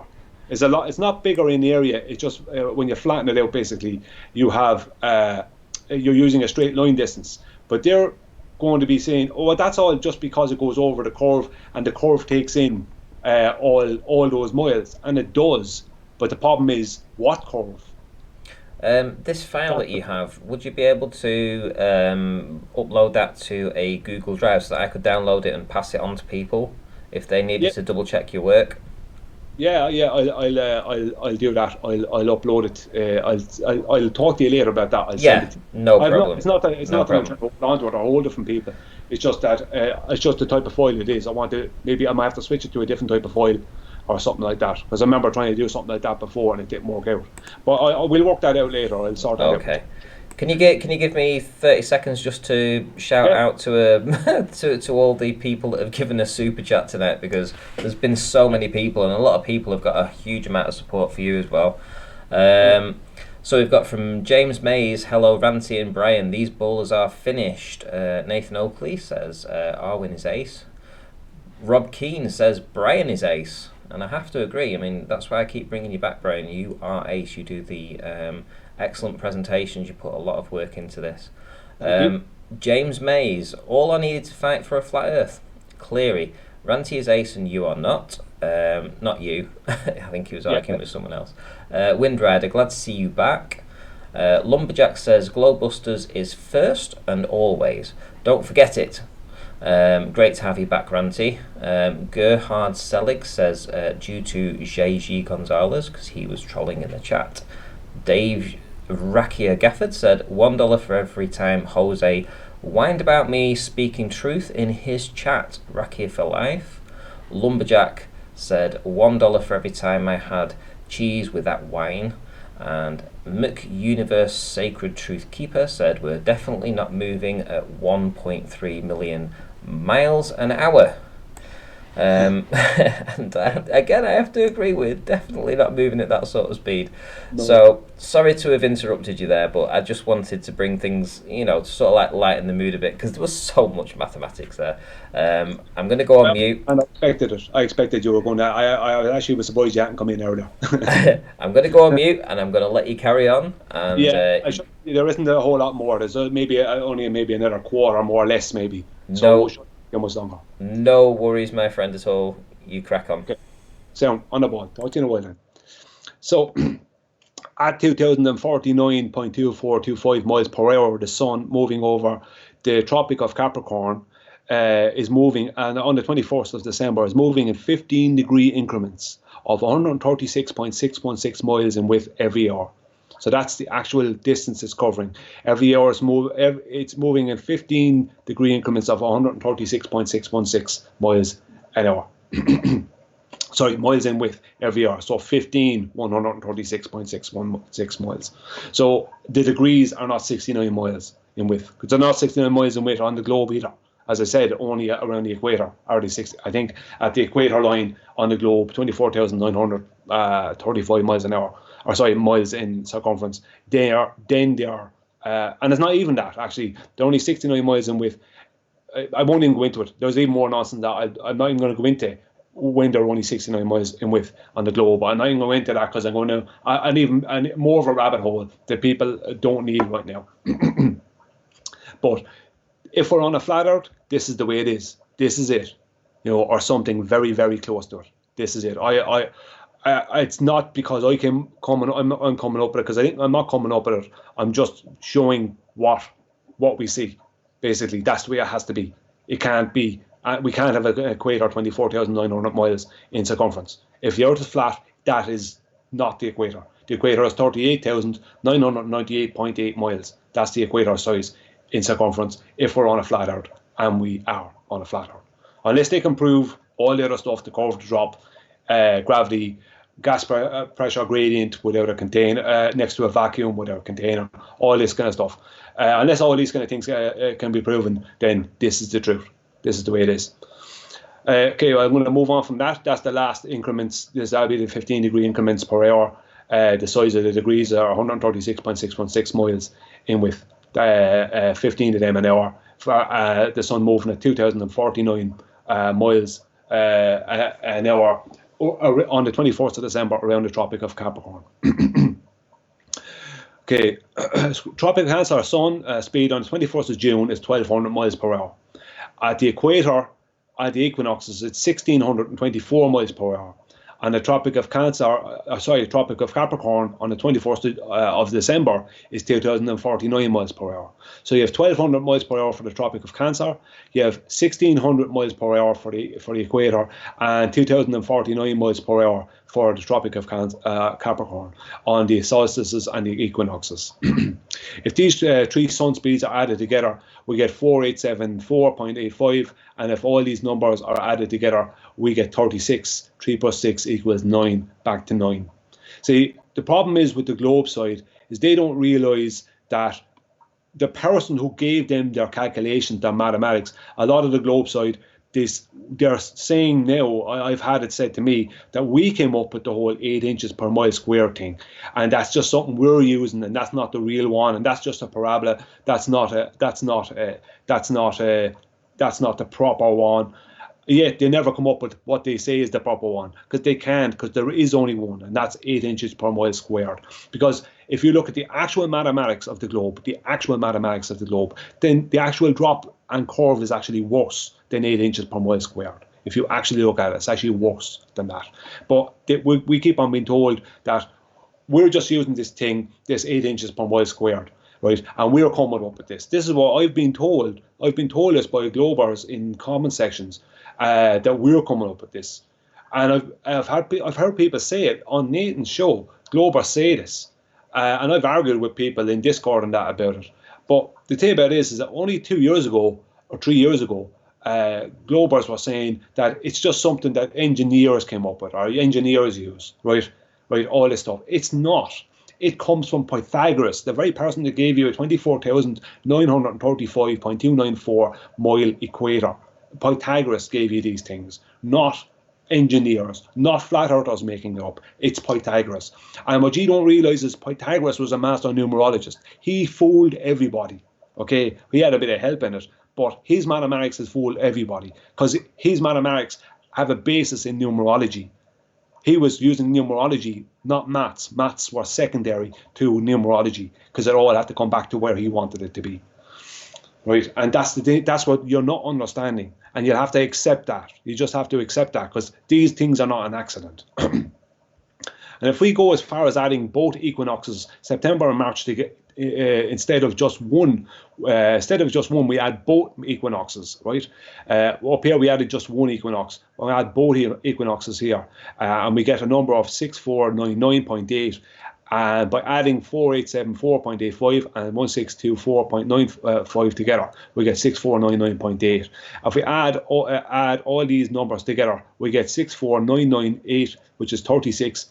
3 plus 6 equals 9 again. Okay. And if we add the increment speeds together, we're going to add these are the increment speeds. Remember the speeds that the sun would be moving over 15 degrees. These are the speeds of the degree. This is the sizes of the degrees, right? And over 50 over an hour, 15 of them over an hour. So we had 80, right, for the solstice on the 21st of June, 80 miles per hour, 15 of those per hour, in which we had 108 for the equinox. For both equinoxes, 108, and we had 136 for the solstice on the 21st of December, and that adds up to 432. 432 equals 9. Okay, so 9 continually turns up. It continually turns up. 9 continually turns up. It all adds back to 9. Okay, and it's funny that the person who gave you your mathematics for your globe was a master numerologist. You know, and now we're using flat out calculations. It's all coming back to 9. It's literally we're cracking the code. That's what we're doing. Now, okay, so this section here, this will be a bit more lighthearted, right? This is me making a claim. I can't prove this claim because I can't go to the sun. I don't know what the sun is, right? I'm using numerology, okay, and some information that I got, that a lot of people got, but they don't realize what they have. And I'm going to give a claim of the size of the sun and the area it covers above us, okay? This is not scientific proof. This is a claim. Quantum eraser called it, what was it he called it? An argument from ignorance fallacy. And I agree with him. I think that's what he called it yesterday. And I agreed. It is, because it's not something that I can absolutely prove. But what I will say about what I'm going to say here is that it holds as much, if not more weight, and I would say it holds more weight than the globe side's 93 million miles away sun of 800 and whatever thousand miles in diameter, right? It holds more weight than that. And I believe I have more proof than that, than they have for their claim, which they can't prove. Because they don't have actual proof of any of that. It's not proof. It's not scientific proof. They don't have proof of this. It's claims. It's assertions. So I'm making an assertion. But instead of what's different about what I'm doing as opposed to what the globe side has done is I'm telling everyone it's a claim, right? That I don't have proof of this. It's a claim that I have certain things that's evidence towards it, but I don't have scientific proof. I can't prove it. I can't go to the sun. So unlike the globe side, I'm not saying it as a definite. I'm saying it as a possibility, what I think it is, or very likely could be. right? This is what I'm doing. So this is me, Brian Lonergan, making this claim. This is not Ranty. This is not Nathan Oakley. This is not some other flat earther in Taiwan. It's not flat earthers. It's me, Brian Lonergan, not anyone else. And people can choose to ignore it, or they can choose to look at it more seriously. It's up to themselves. But I believe that I'm onto something here, right? But I believe I'm onto something here. I don't have scientific evidence. But it's my claim, and it's every bit as good, if not better, than the Globe's claim, because they can't prove theirs. At least I have something to go. At least I have numerology and a moon shadow size of 80 or 70 miles per hour. 70 miles in diameter, moon shadow, and I have numerology to go along with my claim. So people can laugh at it if they want, but I actually have more proof for my claim here than the Globe side has for theirs. Now, we're going to go through it, okay? In this section, I, Brian Lonergan, will make a claim of sun size along with the claims of the area its light covers at different times of year. I meant to put in the area. And its possible elevation above us. And I have calculated this using numerology, something that I have frequently found embedded within my study of the Earth, the Sun, and the Moon.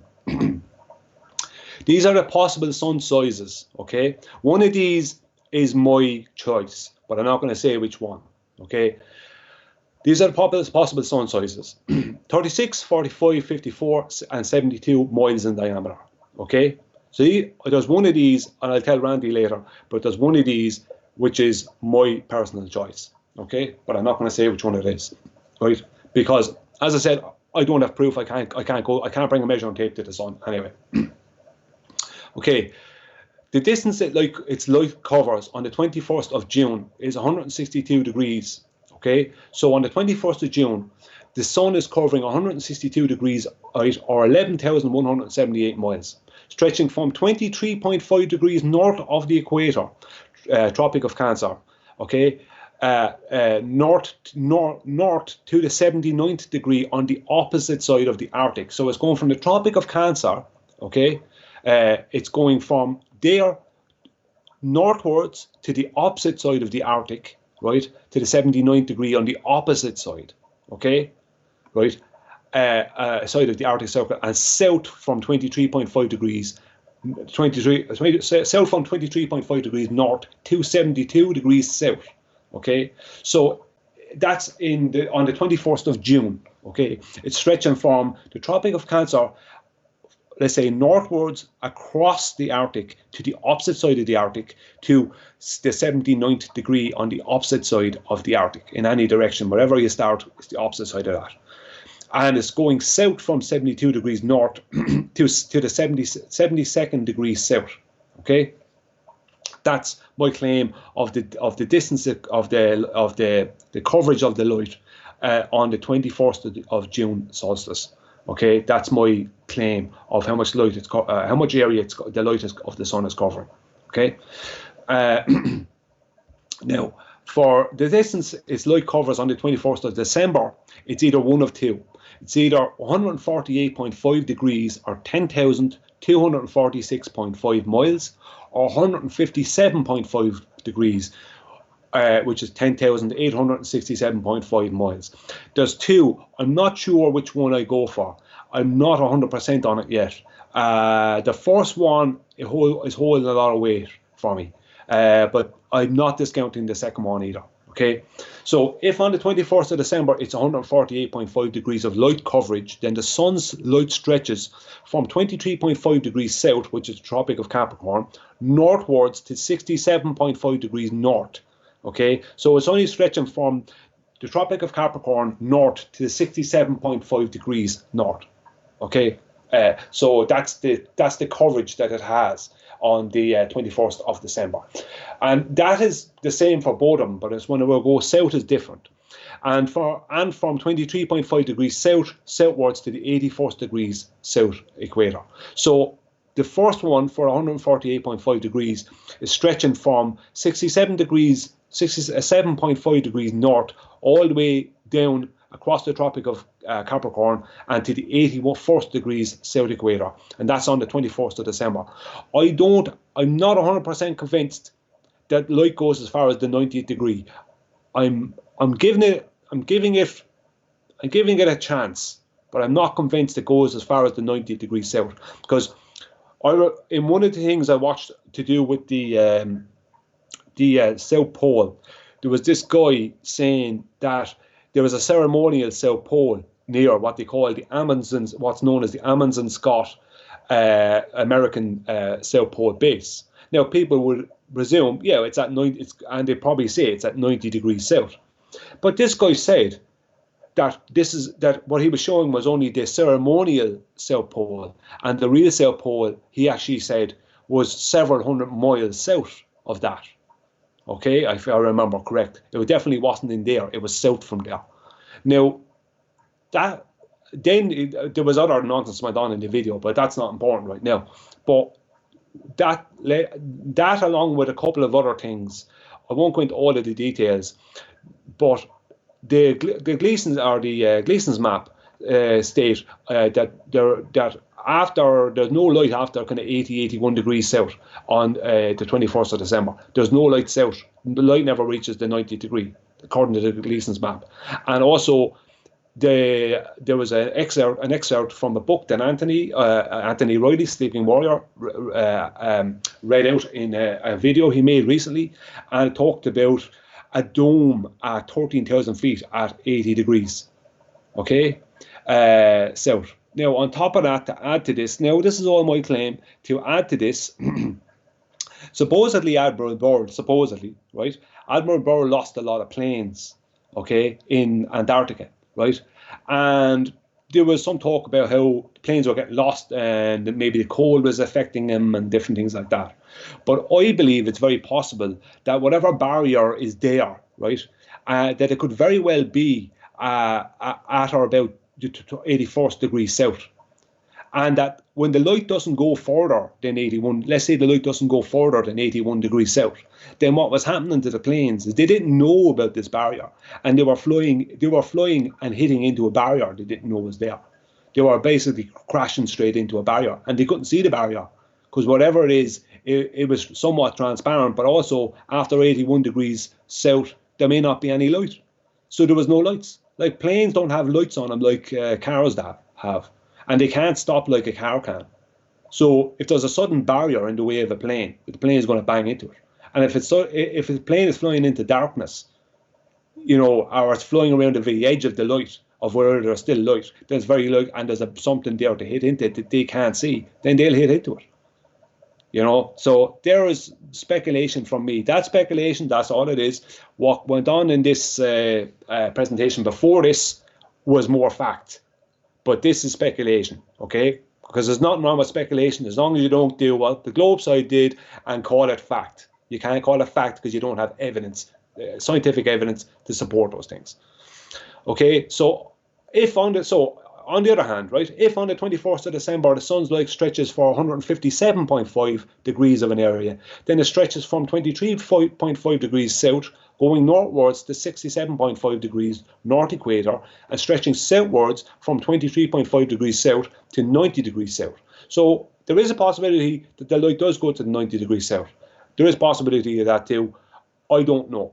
I don't know whether it does or whether it doesn't. That program I watched about that short video about the South Pole and the ceremonial South Pole as opposed to the real one, things like that was very strange. Why did they not have the base at the real South Pole? They were standing right at the Amundsen Scott station, and I think that's supposed to be at 90 degrees south. Yet they were saying that the real South Pole was a good bit away from that. Now there is no real South Pole. There is no South Pole. Okay, but the fact that they were saying that there was a South Pole was actually, the guy said it was actually, I think he said a couple of 100 miles south of there or something like that. What he was really talking about is that's the real 90 degree parallel. So maybe the Amundsen Scott station is actually not 90 degrees south, right? Maybe it's 80 degrees south. And maybe when they're talking about a couple of 100 miles or distances away, they're talking about the actual 90th degree, right? Rather than talking about an actual pole, an actual South Pole, they're talking about the 90th degree being at a couple of hundred miles away from where they are, which is the 80th degree. Because I can't prove that they're at the 98 degrees south, and I can't prove they're not. So there's something a bit strange there. It's speculation. It's my speculation, but I'm putting it out there now because I reckon it's going to hold weight in time. That I don't really have enough evidence that the Amundsen Scott American base is actually at 90 degrees south. Okay, I don't have that. Now, I know there's no South Pole, like they say. There's no South Pole. There's no South Magnetic Pole. But when they were talking about, why the reason I'm talking about this program and they're mentioning the pole is because they were saying they have the ceremonial pole at the Amundsen Scott station, but the real South Pole is a couple of hundred miles south, right? Be pointed back south in that direction. So the thing about it is, it's just like, what are they talking about? How come they don't have the base at the real South Pole? Maybe because their base is actually at 80 degrees south, and that are 81 degrees south, and because they don't have a base after that, because they won't have any light at all at any time of the year, because it's going to be dark all year. Maybe that's the truth, and the real 90th degree is always dark. That's my point. Maybe not. Okay. If the sun has a diameter, right, of 18 miles, then it has a radius of 9 miles and a circumference of 56.52 miles. And if the sun is 18 miles in diameter, then on the 21st of June, it is at an elevation above sea level of 621 miles in altitude. Right? So if the sun is 18 miles wide, it's on the 21st of June, it's at a level of 621 miles in altitude. Okay, if the sun is 36 miles in diameter, then it has a radius of 18 miles and a circumference of 113.04 miles. Okay, and if the sun is 36 miles in diameter, then on the 21st of June, it is at an elevation above sea level of 310.5 miles in altitude. If the sun is 45 miles in diameter, then it has a radius of 22.5 miles and a circumference of 141.3 miles. And if the sun is 45 miles in diameter, then on the 21st of June, it has an elevation above sea level of 248.4 miles in altitude. If the sun is 54 miles in diameter, then it has a radius of 27 miles and a circumference of 169.56 miles. And if the sun is 54 miles in diameter, then on the 21st of June, it is at an elevation above sea level of 207 miles in altitude. If the sun is 72 miles in diameter, then it has a radius of 36 miles and a circumference of 226.08 miles. And if the sun is 36 miles in diameter, then on the 21st of, the sun is 72 miles in diameter, then on the 21st of June is at an elevation above sea level of 155.25 miles in altitude. Okay. So please remember that on the 21st of June, the sun is at its highest point in the sky throughout the year. So any calculations concerning the sun's height and actual size in connection with my presentation must take that fact into account. As on the 21st of December, for example, the sun is at its lowest point in the sky. So a calculation on the 21st of December must be made with the height of the sun for that day, and the area that the sun's light covers at that time of year must be taken into account, as rather than calculating for several days and calculating the sun's height in the sky for one day to make it easier to follow for everyone, because it is already a very long and confusing presentation. So just to make it somewhat easy, so people can read through it and make it easy, just stick to the 21st of June. That's what I did, stick to the 21st of June. Now, as I said, one of these, right, is my pick. One of these is my pick as the real size of the sun. One of these is my pick as the real size of the sun. Okay, I'm not going to say which one. So it's up to people to look into it and have a look themselves and see if they can make something more out of it, or if they can somehow validate any of it, or look into the numerological side of it as to how I calculated it. I'm not going to say how I did it. It's up to people to have a look at if they want to look at it and learn about numerology, about how I did it. That's the easiest, because I'm believing that I believe that that what I'm saying holds weight, and that there'll be more as time goes on. It'll be proven that I'm very likely close to the actual size of the sun with what I've detailed there. But as I said, I don't have scientific evidence, but I do believe that the sun is either 18, 36, 45, 54, or 72 miles in diameter. It's one of those. So just the very last bit, right? Very last bit of this.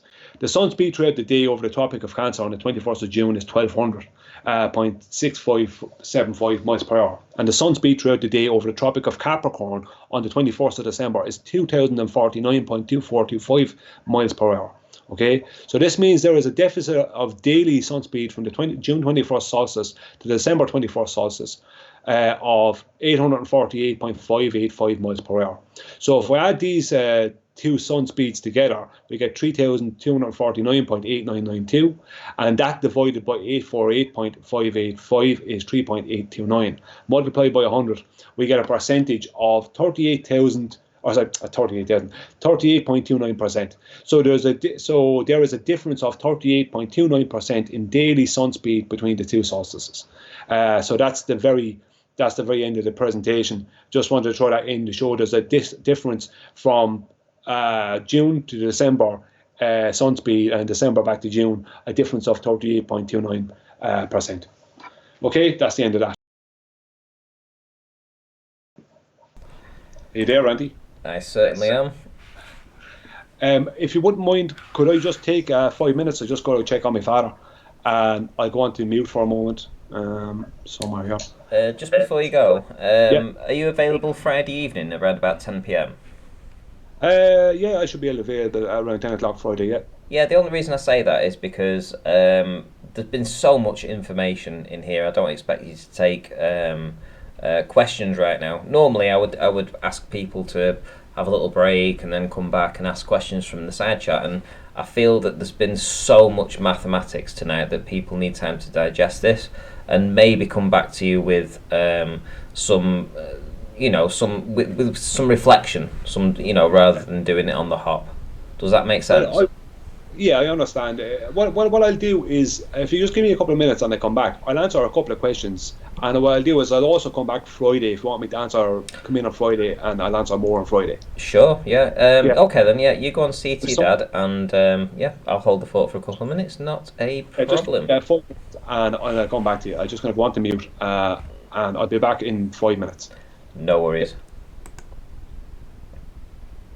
So as as you've seen there, we've had Brian doing his presentation on numerology. Now, I am not a numerology person per se.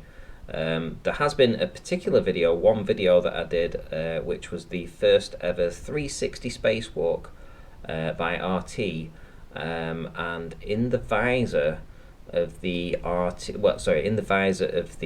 astronaut, the number 22 flashed up, and I noticed this on the RT footage, and I was like, what does number 22 mean? I have this video on my channel actually. You can look back, you can see it. I think it might be right at the very beginning. It might be one of the first ones that I've put up, and if you look into the numerology, and I think it's the tarot side of the numerology, you'll see that the number 22 means either fool or world. So if you add those two words together, to fool the world, and it would seem that in some way they were trying to communicate that they were fooling the world with this 360 view of Earth from space. Check it out, but that's the only time that I've looked into numerology. Whether or not it's true, I mean, Brian's put an awful lot of work into this. I know that a lot of people follow this numerology kind of thing. I'm not 100% behind it, but I've allowed the presentation, obviously. And who knows, this is what it's all about. Put this information out there, win me over, not just me, but all the people that are listening right now. Win everybody over. That's what we're here for. We're here for information. We're here for the truth. We're here to broaden our perception of what we think. And obviously, we only do that by getting information from people that put this kind of things out there. So, Brian, I have to say thank you for doing what you've done. Let's see, who do we have in the chat? Ian Matheson, do we get to ask Brian questions when he comes back? Indeed. He did say that he will be taking questions when he comes back, which is great.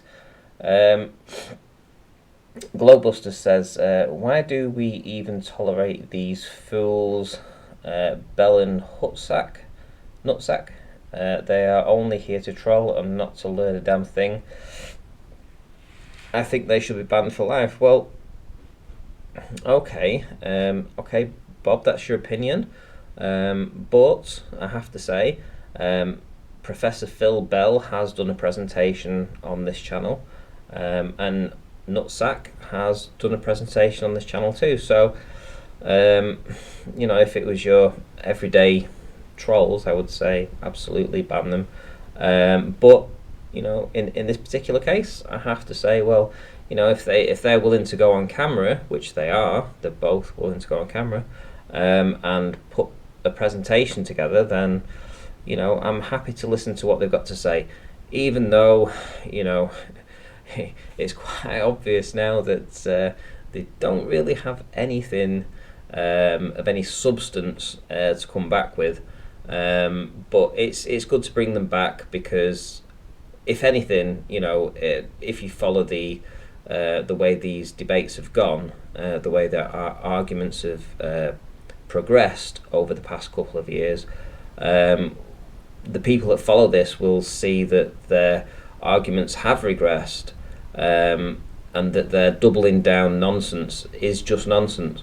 And it's good to actually see this and expose this, for quote-unquote enlightened people, educated people, who think that they have all the answers, to actually put a presentation together and be exposed for essentially believing what they were just told, because they don't seem to have any kind of independent thought in this regard. And it's very sad. It's very sad that people like myself and other people can actually take apart these arguments very easily, and it's very easy to do. Brian, you back? Sorry, yeah, I was just monologuing there a little bit, because I am getting a little bit distressed at this whole globe. This nonsense.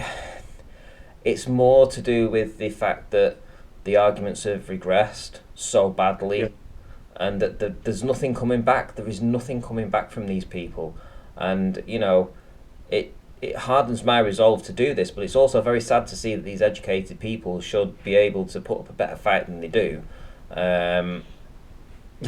What can I say? The platform's there for them to actually win us over, and I've had my channel up for 6 months, inviting these people to come on and win us over, and they're not doing it, and they're failing miserably, and it's very distressing to me, and I'm sure to the audience too.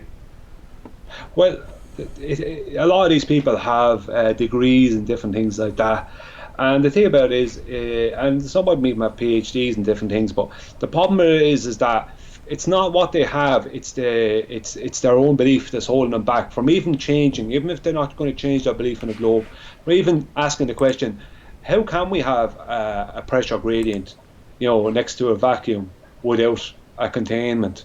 There's nowhere in the world you can find where there's any kind of a gas pressure without a containment. There's nowhere you can find that. So how can they tell themselves gravity is doing it when there's 3 different gravities now? It's like the latest one, the most current one, is a mathematical equation. You know what I mean? It's like, I won't even go into the other two. It's like, until they change, until they start accepting certain things, like you can't have gas pressure without a container. Until they start accepting that, they're never going to They're never going to progress. They're going. I just think that their their own belief or their own maybe titles, science titles and education titles are stopping them. They can't accept that maybe what they were taught was wrong and what the person that taught them was taught was wrong. That somewhere down the line, it also, I have to admit, it always comes back to the pseudoscience thing of like what I put out there at the end of that presentation to do with the sun. I mean, that's pseudoscience because I can't prove that. I don't have proof of that. This is what I believe. This is what I think might be. I can't show proof of that to do with the sun there at the end. That's pseudoscience. But that same exact thing is called fact. It was originally called a possibility on the globe side, that type of thing, and then it becomes fact. How did it become a fact that the sun was 93 million miles away?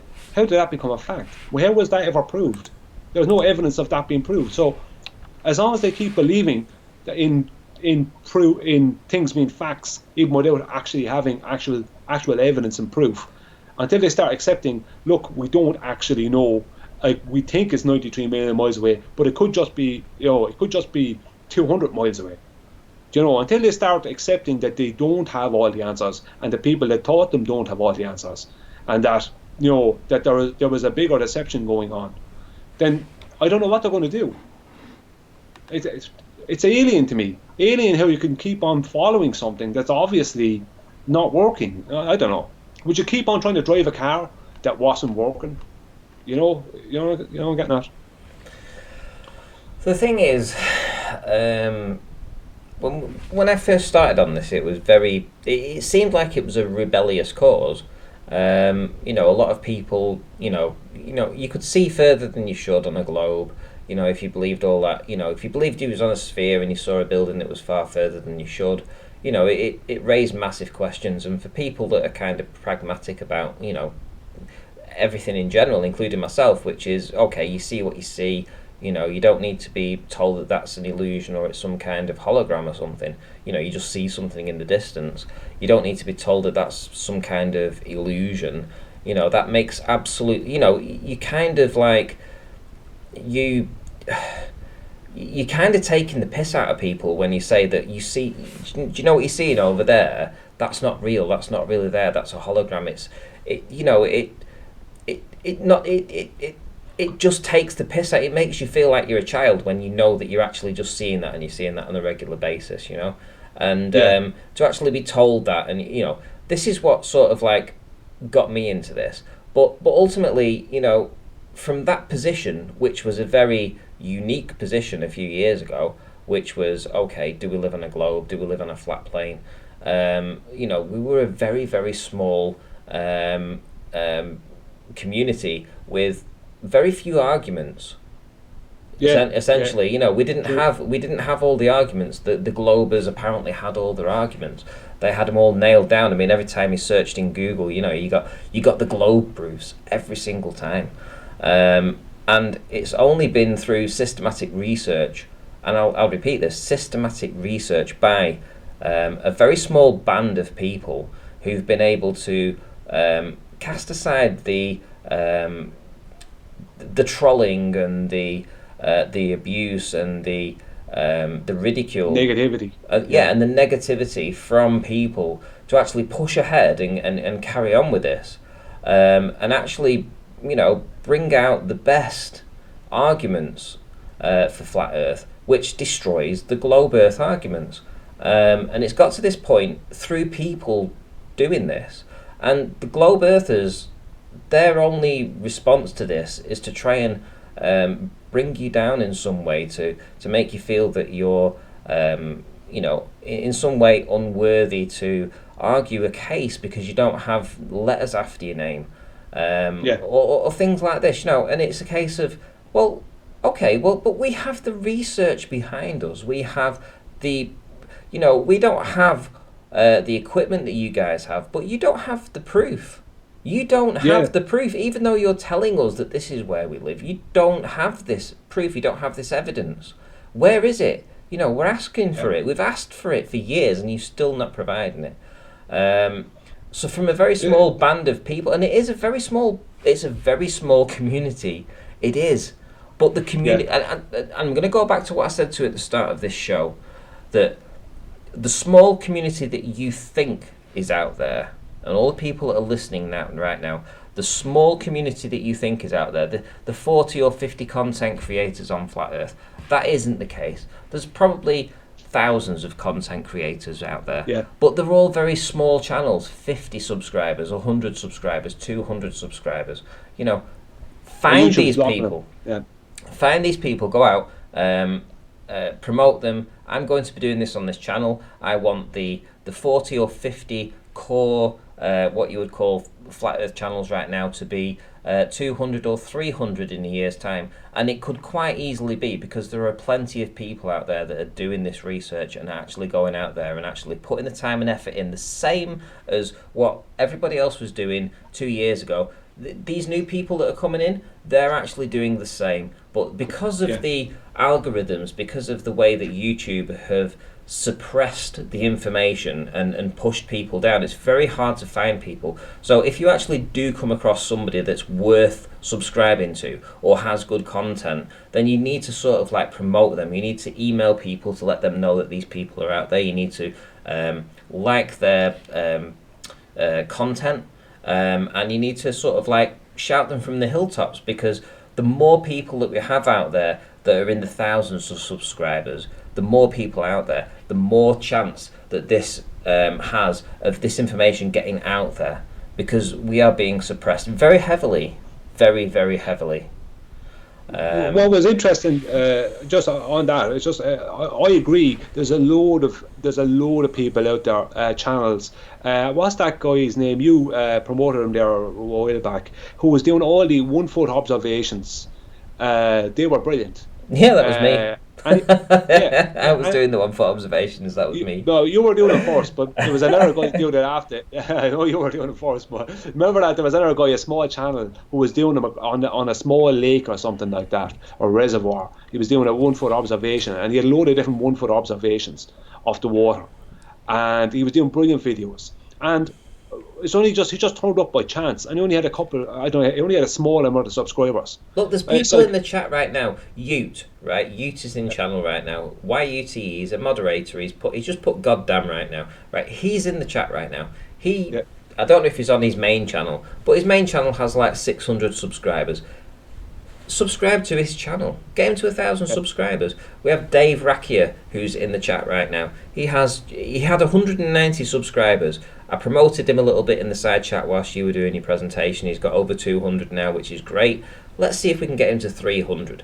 You know, this is a very small amount of people that are just here right now. I guarantee there are another 100 channels out there that over a period of a couple of months I could promote on this channel, and if everybody actually subscribed to, those guys could go over the 1,000 to 2,000. They could have content everywhere. People using the brains, people getting out there and doing this research. You know, we aren't. You know, we're just the average person out there that have got a belief in something, that are willing to put the effort in. So are the other people, but they have a much smaller audience, and they have it much harder than I did a few years ago when I had started my channel. And you know, it's much more difficult for them to actually get a leg up. You know, let's give these guys a leg up. You know, I mean, back some years ago when you first started your channel, I mean, the numbers you got good numbers for a flat Earth channel, but the numbers were small in comparison to a YouTube, a lot of the average YouTube channels, simply because there were small numbers of flat earthers. But now the numbers are huge.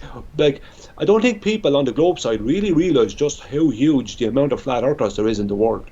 Like that thing that Nathan talked about today, that Mark Sargent video, where Mark Sargent was talking about some gamer who has a server or something with a huge amount of people on it, and he was giving about the flat earth thing, and he says he did a poll through his server or whatever, see how many people believed in the globe and how many people actually believed in this flat earth thing.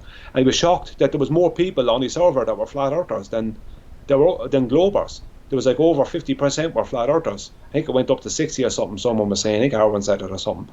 It's like, and your man was like shocked. He didn't know anything about this. I was like, these were just gamers. This wasn't a globe or flat. This was just a gaming community. And he's a pretty well-known gamer. This guy, I don't know. I'm not a gamer myself. So there you go. How many people out there are flat earthers that will say they are in that kind of a scenario? They will admit to it in that scenario, because you just have to go yes to something, and they're not anonymous. How many people are out there who are anonymous and are flat earthers who aren't coming out and saying it? How many people in the science community are actually now flat earthers and they're not saying it? I did a decorating job for a lady a few months ago, and I put on Nathan Oakley's debates whilst I was I was actually listening to it, and she says, "What's all that argument going off?" And I'm like, "Oh, I'm just listening to a debate."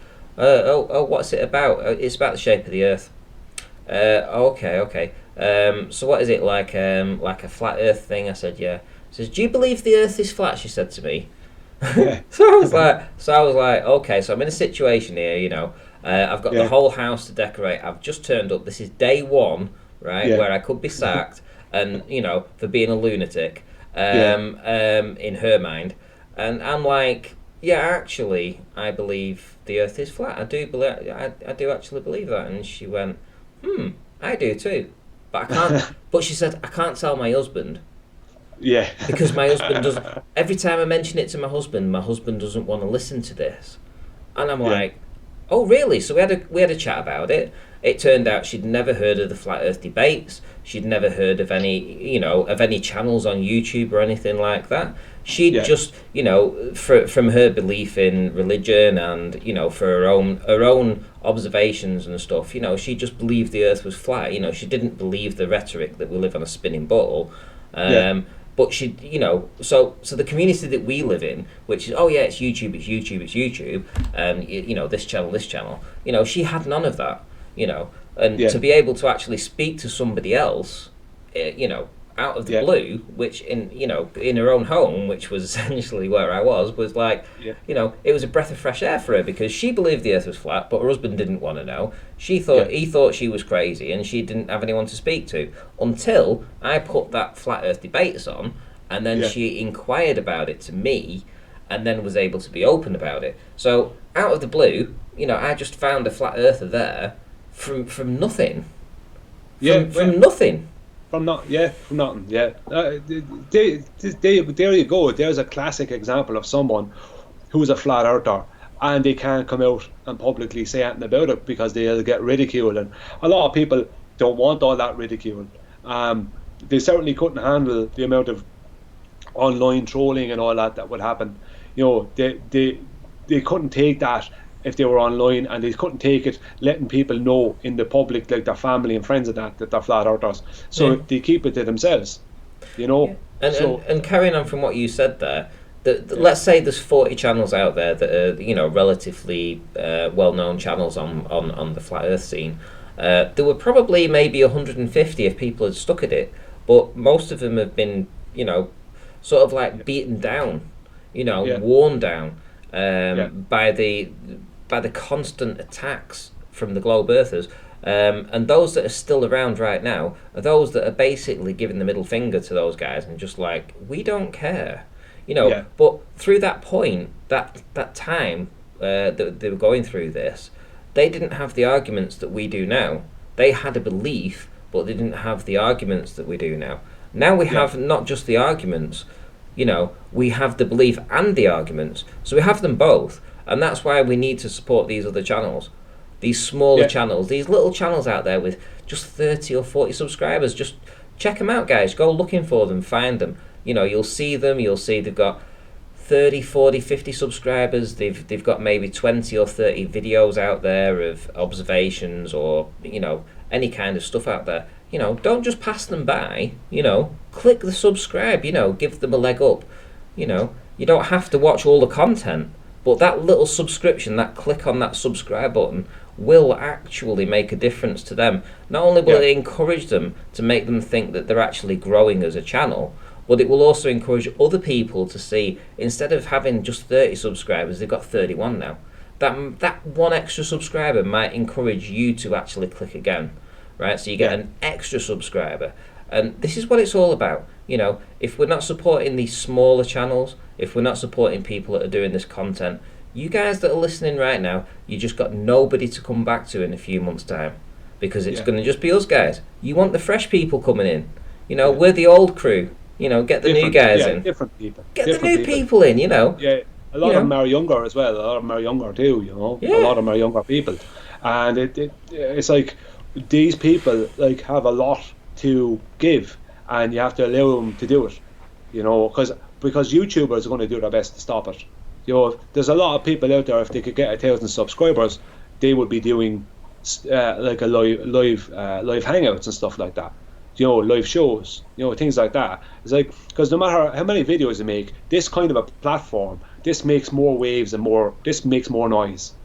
This is a live. What you're running now is a live show basically, and that makes more noise than all the other kind of content videos. Because content videos are good, but people often will listen to them at their leisure as entertainment. But this is different, where you actually can join in and you're actually live there, and you're actually talking with people or against people, whichever, live. That kind of way, and people can come onto a show live. It's like it just holds more weight, and the more people on the flat earth side that can do that, the more you're going to have a lot more people coming out of the flat earth closet. You're going to have that. Yeah. You're going to have it, and it's deserved. Because why should these people be bet down by the likes of YouTube when they don't deserve it? It doesn't matter whether you believe it or don't believe it. If you agree with it or don't agree with it, everyone should have the right to voice their opinions. You're not saying bad things. You're not saying that you want to do any harm to anyone. You're not trying to promote destruction. You're just promoting a different worldview, and one that you have more proof for than the one you were taught. In 10 years' time, nobody's going to care about Ranty. Nobody's going to care about Sleeping Warrior, right? They might give a shit about Glowbusters, and they definitely will give a shit about Jeranism, and they might give a really good shit about Celebrate Truth. And these guys are always going to be at the top. But, people like me, people like, Sleeping Warrior, the guys that are on the ground right now, we're happy to be overtaken by the channels that are out there that are doing as good as, if not better work than us, but are getting so suppressed. Their information is getting so suppressed that nobody can find them, right? Well, I would have one thing to say against what you're saying there, and that is that people won't know or care who you and Sleeping Warrior are in 10 years' time. In 10 years' time, I reckon my prediction is that yourself and Anthony and Nathan and all the panel will be far more well known in the world, and much more, I don't want to say celebrity status, but you'd have a lot more sway and a lot more public notoriety than you do now. So you might think in 10 years' time that your Ranty flat out won't matter. It will matter, because in 10 years' time, if you think about the amount of damage that Flat Earth has already done since 2015, and we're not even at 2020 yet, if there's that much damage done already, and there's going to be such turmoil in science that I predict that by 2025 that there's going to be basically a public announcement in 2025. That's my prediction. I won't go into why I'm saying that here, but in 2025 that there's going to be a public announcement that we got things wrong. That's going to be the announcement. So these new people, will come in, and that's good and good to promote them. I agree with all that, but you and Anthony and everyone else will not be forgotten. That's for sure. You will actually have a lot more people who know who you are, because you will have been the people who were the backbone of getting this to happen. You're changing the world. You're changing science. You're not changing science. You're changing from pseudoscience back to science. That's what Flat Earth are trying to do. Well, you know what I mean? Well, what we know, we're at midnight, so I am going to round up right now. So I'm sorry that I've not taken any questions, but if you're willing to come back on Friday, I'm willing to do a 30-minute sort of like question and answer with your presentation that you did this evening, and then jump into a chit chat if that's okay with you. Yeah, that's fine. Yeah, that's fine. So, if you want, if you're okay with questions now, I don't mind answering 2 or 3 if you want. But if you want to just leave it to Friday, I'm okay with that. I'd rather leave it to Friday. I'll leave it till Friday. Give people time to analyse all the stuff that you've talked about. all the mathematics. They might find some issues where you've done something wrong. Who knows? Yeah. I don't think they will, but that's just people will Yeah. look back on this and they'll look back and they'll try to debunk what you've actually said. So let's give them the time to do that, because you put a lot of information out this evening. So I don't want it to be sort of like on the hop. I want a proper rebuttal to what you've actually said. So with saying that, I want to do sort of like your question and answer on Friday, followed by a chit chat. So if you're happy to stick around for a chit chat, I'd like to get people like Gleam, Sleeping Warrior, I don't know, maybe some Globers as well. It'd be interesting to get some Globers on to have a chit chat, because I haven't actually had a chit chat for a while, so it'd be nice to actually just have a bit of back and forth, proper back and forth, without any censorship. Any censorship. yeah, we're not censored on our own channels. Well, you're not censored on this channel either, so if you want to jump on and have a back and forth with somebody in the chit chat session, then essentially it's all out. You guys can just get on with it. Yeah, I'd be into that. Yeah, because I used to like the chit chats, but yeah, be well into that for Friday night. And I'm sure you shouldn't have any hassle getting a crowd on a Friday night. Friday night, it's a good night for it. And I want to thank all the people that actually hit the super chat tonight as well, to be honest, because the way that the Google pays out, and because I haven't been around for a couple of months, the way that Google pays out is that if you hit a certain amount by the end of the month, they pay you. I think it's around about the 22nd of the next month. So basically, this show this evening has earned me enough for a payout just before Christmas. Christmas dinner. Just before, honestly, just before Christmas, Christmas, right? When it's needed. When it's needed, absolutely, because because I've moved away from my mum now, and it'd be nice to get her over for Christmas dinner. Obviously, we're going to need to get a taxi over, so it's going to have to be a specially adapted taxi that's going to get her over. So it'd be nice to actually sort of like think, okay, so the super chats this evening have paid for my mum to come over on Christmas Day, so it's absolutely awesome. So yeah, well, I'm delighted to hear that, and I hope it all does go that way and all works out. It's deserved. We put in the effort. It's deserved. People. Actually, no, I have to disagree there. Actually, you put the effort in tonight. Basically, I sat back and watched the super chats come in. I did virtually nothing. The people that gave the super chats, I think, gave the super chats for you. Essentially, they weren't giving it for me. They was giving it for the channel, but you were the guy putting the effort in this evening. So I applaud you for actually doing that, and thank you very much for coming on the show and doing something fantastic this evening. Well, it's kind of like a ranty show with Brian's presentations, because I'm always on it doing presentations. It's like, without your show, my presentations would just be on my channel, and my channel is small like the rest of them, and I just know that they wouldn't be getting out there. Do you know what I mean? I have videos out there that were there since a year ago, and I don't know, I think there's only a couple of hundred views, this kind of stuff, because you're not going to get any promotion and stuff like that anyway. So for me, it's a platform. I'm basically using your subscriber base, so it's a 50-50 deal, that kind of way. So, well, I have no complaints. I have no complaints either, to be fair. Honestly, thank you everyone that supported the channel this evening. And yes, I will be back. I will be back now. I'll be back on Friday. Let's get back into the groove, guys. Let's crack on. Let's make this movement into the new year.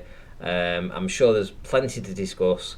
And yeah, I love everybody that turned up tonight this evening. It's been absolutely fantastic. Again, Brian, thank you very much. Globers as well. I welcome you guys to actually do a presentation. If you want to come and do a presentation, again, you will be afforded the same respect that Brian was shown this evening, which again was just a complete free-for-all. He could do exactly what he wanted. So again, if you feel that you have a presentation that you wish to hold up and say this is the proof of the shape of the earth, then get in touch, ranty@rantyflatearth.com. think that'll do it. I think that will do it. Okay. So, as for now, thank you everybody for stopping by. And yeah, I'll see you all in the next one. Good night.